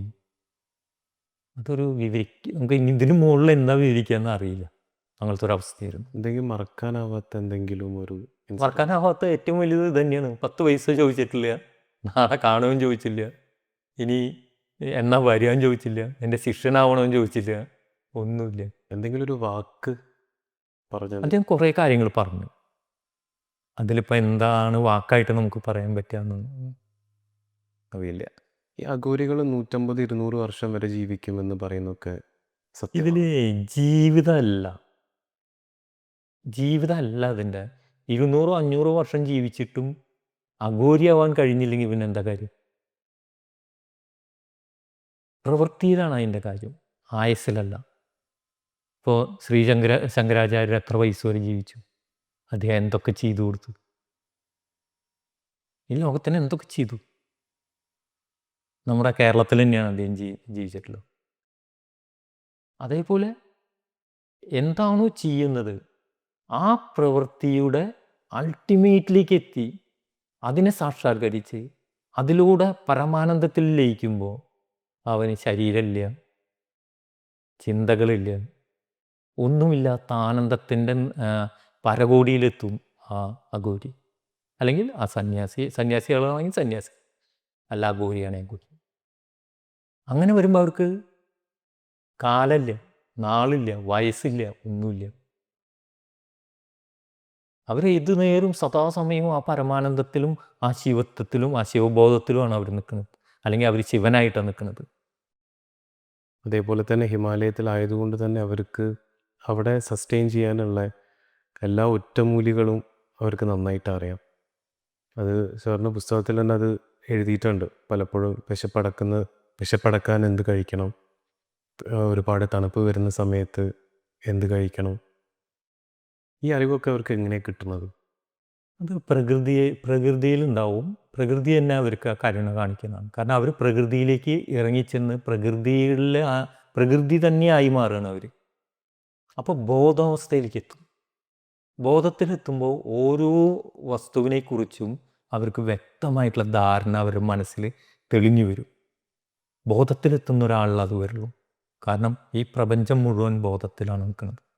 ആ ബോധത്തിൻ്റെ ഈ ഇതിലൂണി ചേരുമ്പോൾ അവർ ആ ബോധാവസ്ഥയിലേക്ക് എത്തും. നമ്മുടെ അവിടെയുള്ള പട്ടികളെ നോക്കും, അതിന് ഛർദ്ദിക്കണമെങ്കിൽ അത് ഉടൻ തന്നെ പോയിട്ട് ഏതെങ്കിലും ഒരു പുല്ല്, അത് അതിനറിയാം പുല്ല്, ആ പുല്ല് കഴിച്ച് അവർ വൊമിറ്റ് ചെയ്ത് കളയും. അതാര് പറഞ്ഞു കൊടുത്തിട്ടാണ്? ആലോചിച്ച് നോക്കൂ. അതേപോലെ ഇവർക്കറിയാം. പിന്നെ ഇവർ ആചാര്യന്മാരുണ്ടാവും. ആചാര്യന്മാർ ഇവർക്ക് ചിലപ്പോൾ പറഞ്ഞു കൊടുത്തിട്ടുണ്ടാവാം, ഇന്ന ചെടികൾ ഇന്നതന്നെയാണെന്നൊക്കെ പഠിപ്പിച്ചിട്ടുണ്ടാവാം. അപ്പോൾ അത് പ്രകൃതി അവർക്ക് മനസ്സിലാവും. ഇപ്പോൾ കാട്ടിൽ കുരങ്ങൻ അങ്ങനെയുള്ള മൃഗങ്ങളുണ്ട്, വിഷമുള്ള കായകളുണ്ട്, വിഷമില്ലാത്തതുണ്ട്. അവർ വിഷമുള്ളത് തൊടില്ലല്ലോ, വിഷമില്ലാത്ത കടിച്ചിട്ടല്ലേ കഴിക്കുന്നത്. ഒരു കുരങ്ങനോ അല്ലെങ്കിൽ ഒരു മൃഗമോ കായ കഴിച്ച് മരിച്ചു എന്നും കേട്ടിട്ടുണ്ടോ? അവരതൊക്കെ കഴിക്കുള്ളൂ. അവർക്ക് അറിവ് അവരെ ജന്മസിദ്ധമായിട്ട് അവരുടെ ഉള്ളിലെ ജീനിലുണ്ടായിരിക്കും. ലാഗോരികൾക്കും അത് മനസ്സിലാക്കാം. അല്ലെങ്കിൽ അവർ വാച്ച് ചെയ്യുന്നുണ്ടാവും, മൃഗങ്ങളെ വാച്ച് ചെയ്യുന്നുണ്ടാവും. അവരെന്തൊക്കെ ഇതൊക്കെ കഴിക്കണം, അവർക്ക് എന്തൊക്കെ മാറ്റങ്ങൾ ഉണ്ടാവുന്നുണ്ട്. അധികം അവർ ആചാര്യന്മാർ പറഞ്ഞു കൊടുക്കാനാണ് സാധ്യത. അഘോരികളെ ശപിക്കുമോ? ശാപം എന്ന വാക്കന്നെ ശരിക്ക് അങ്ങനെ ഒന്നും ഇല്ല. ശപിക്കാനൊന്നും ആരെ കൊണ്ടും പറ്റില്ല. പക്ഷേ അവരുടെ മനസ്സ് അവരുടെ മൈൻഡ് അപാര ശക്തിയുള്ളവരാണ് അവർ. അഘോരികൾ ശരിക്കും അപാര ശക്തിയുള്ളവരാണ്. അവർ നമ്മുടെ മൈൻഡിൻ്റെ ചിന്തകളെ കട്ട് ചെയ്ത് കളയാൻ അവരെ കൊണ്ട് പറ്റും. അപ്പം അവരെ വല്ലാണ്ട് ഉപദ്രവിക്കുകയാണെങ്കിൽ, ഇപ്പോൾ ഒരു ആരെയായാലും നമ്മുടെ ഇവിടെ ആയാലും നമ്മൾ വല്ലാണ്ട് ഒരാളെ ഉപദ്രവിക്കാൻ അയാൾ അവസാനം പ്രതികരിക്കില്ലേ? അത് അഘോരികളും ചെയ്യും. പക്ഷെ അവർ മൈൻഡ് കൊണ്ടാവും ചെയ്യും. അത് നമുക്ക് താങ്ങാനാവില്ല. കാരണം നമ്മുടെ മനസ്സ് ദുർബലമാണ്, അവരുടെ മനസ്സ് സ്ട്രോങ് ആണ്. അപ്പോൾ അവരുടെ സങ്കല്പം എങ്ങനെയാവോ. പിന്നെ അവർ ശിവനാണ് സത്യത്തിൽ. യഥാർത്ഥ അഘോരി ശിവനാണ്. ശിവനിലാണ് എല്ലാം നിൽക്കുന്നത്. കാലം നിൽക്കുന്ന ശിവനിലാണ്. ജനനം, ജീവിതം, മരണവും നിൽക്കുന്നത് ശിവനിലാണ്. ശിവനാണ് എൻ്റെ അധികാരി. അവരും അതങ്ങനെയായി നിൽക്കുക. സാറിന് പുതിയ പ്രൊജക്റ്റ് എന്താണ് ഇനി വരുന്നത്?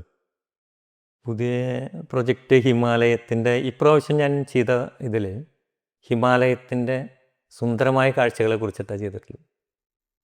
മഞ്ഞ് വീഴ്ച, അതേപോലെ തന്നെ വസന്തം, ഒരു നദി തന്നെ ഉറച്ചു പോയിട്ടുള്ള അതിൻ്റെ മുകളിലൂടെയുള്ള നടന്നു പോകുന്ന അങ്ങനെയുള്ള കുറച്ച് സാധനങ്ങളാണ് ചെയ്തിട്ടുള്ളത്. അടുത്തത് ഹിമാലയത്തിൻ്റെ ഭീകരമായ അവസ്ഥയെക്കുറിച്ചിട്ടാണ് അടുത്ത് ചെയ്യുന്നത്. അത് 3 ഗവേഷണ വിദ്യാർത്ഥികളും ഒരു അധ്യാപകനുമായിട്ടുള്ള ഒറ്റമൂലികളെ തേടിയിട്ടുള്ള, അല്ലെങ്കിൽ സസ്യങ്ങളെ തേടിയിട്ടുള്ള, അത്ഭുത സസ്യങ്ങളെ തേടിയിട്ടുള്ള ഒരു യാത്രയാണ്. അത് കടന്നു പോകുന്ന അവരനുഭവിക്കുന്ന ത്യാഗങ്ങളും കാലാവസ്ഥയുടെ പ്രശ്നങ്ങളും കാറ്റുകളും ഹിമവീഴ്ചകളും, അതിൽ ശംഭാര ഇന്ന് അദൃശ്യമായി നിൽക്കുന്ന, ആർക്കും പിടികൊടുക്കാതെ തന്നെ അദൃശ്യമായി നിൽക്കുന്ന ശംഭാലയിലേക്ക് എത്തിപ്പെടുന്ന ഒരാളുടെ കഥയാണ്. അതാണ് ഉദ്ദേശിക്കുന്നത്. എപ്പോൾ കഴിയുന്നൊന്നും അറിയില്ല. തുടങ്ങി വെച്ചിട്ടുണ്ട്. ശമ്പാലിൻ്റെ ചെറിയൊരു ബ്രീഫ് തരും. ശമ്പാല എന്ന് കേട്ടത് ഞാനും എനിക്കും അനുഭവമുള്ളതൊന്നുമല്ല. ശമ്പാല ഈ ഭൂമിയിൽ നിന്ന് കൈലാസത്തിൻ്റെ ഏകദേശം ഒരു 5-6 കിലോമീറ്റർ ചുറ്റളവിൽ എവിടെയോ ഒളിഞ്ഞിരിക്കുന്ന ഒരു ലോകം തന്നെയാണെന്നാണ് പറയുന്നത്. അതിന് അദൃശ്യ ലോകം, അജ്ഞാത ലോകം എന്നൊക്കെ പറയാറുണ്ട്. അവിടെയാണ് ഇനിയൊരു അടുത്ത ഒരു ദിവ്യപുരുഷൻ്റെ ജന്മം ഉണ്ടാവാൻ പോകുന്നതെന്ന് കേട്ടിട്ടുണ്ട്. പുരാണങ്ങളൊക്കെ പറയുന്നത് അങ്ങനെയാണ്. കൽക്കി എന്നുള്ള ഇതിൽ അങ്ങനെയുള്ള ശമ്പാല ഇന്നും രാജാവിൻ്റെയും അങ്ങനെയൊക്കെയുള്ള ആ പഴയ തനിമയിൽ നിൽക്കുന്നതാണ്. അവിടെ ചെന്ന് കഴിഞ്ഞാൽ തന്നെ നമ്മുടെ മനസ്സ് അതീന്ദ്രിയങ്ങളിലേക്ക് ഉയർന്നു പോകാനും സിദ്ധന്മാരൊക്കെ സിദ്ധി ഉണ്ടാവാനും അതേപോലെ എന്താണോ സത്യം അതിലേക്ക് ലയിച്ചു ചേരാനൊക്കെ കഴിയാൻ ഏറ്റവും പുണ്യമായൊരു ഭൂമിയാണെന്ന് പറയുന്നുണ്ട്. അപ്പം അതിലേക്കുള്ളൊരു സഞ്ചാരമാണ്. അത് എവിടെ എത്തും എങ്ങനെ എത്തുന്നൊന്നും എനിക്കും അറിയില്ല. എത്തട്ടെ. എനിക്ക് അഗോരയിൽ എനിക്ക് ഏറ്റവും ഇഷ്ടപ്പെട്ടൊരു കാര്യം എന്താണെന്ന് വെച്ചിട്ടുണ്ടെങ്കിൽ, ഞാൻ കാശി പോയിട്ടില്ലെങ്കിലും പക്ഷേ അത് വായിക്കുന്ന സമയത്ത് കാശിയുടെ തെരുവിൽ നിൽക്കുന്നൊരു പ്രതീതി വളരെയധികം കിട്ടിയിട്ടുണ്ടായിരുന്നു. അപ്പം തീർച്ചയായിട്ടും സാറിൻ്റെ ശമ്പാല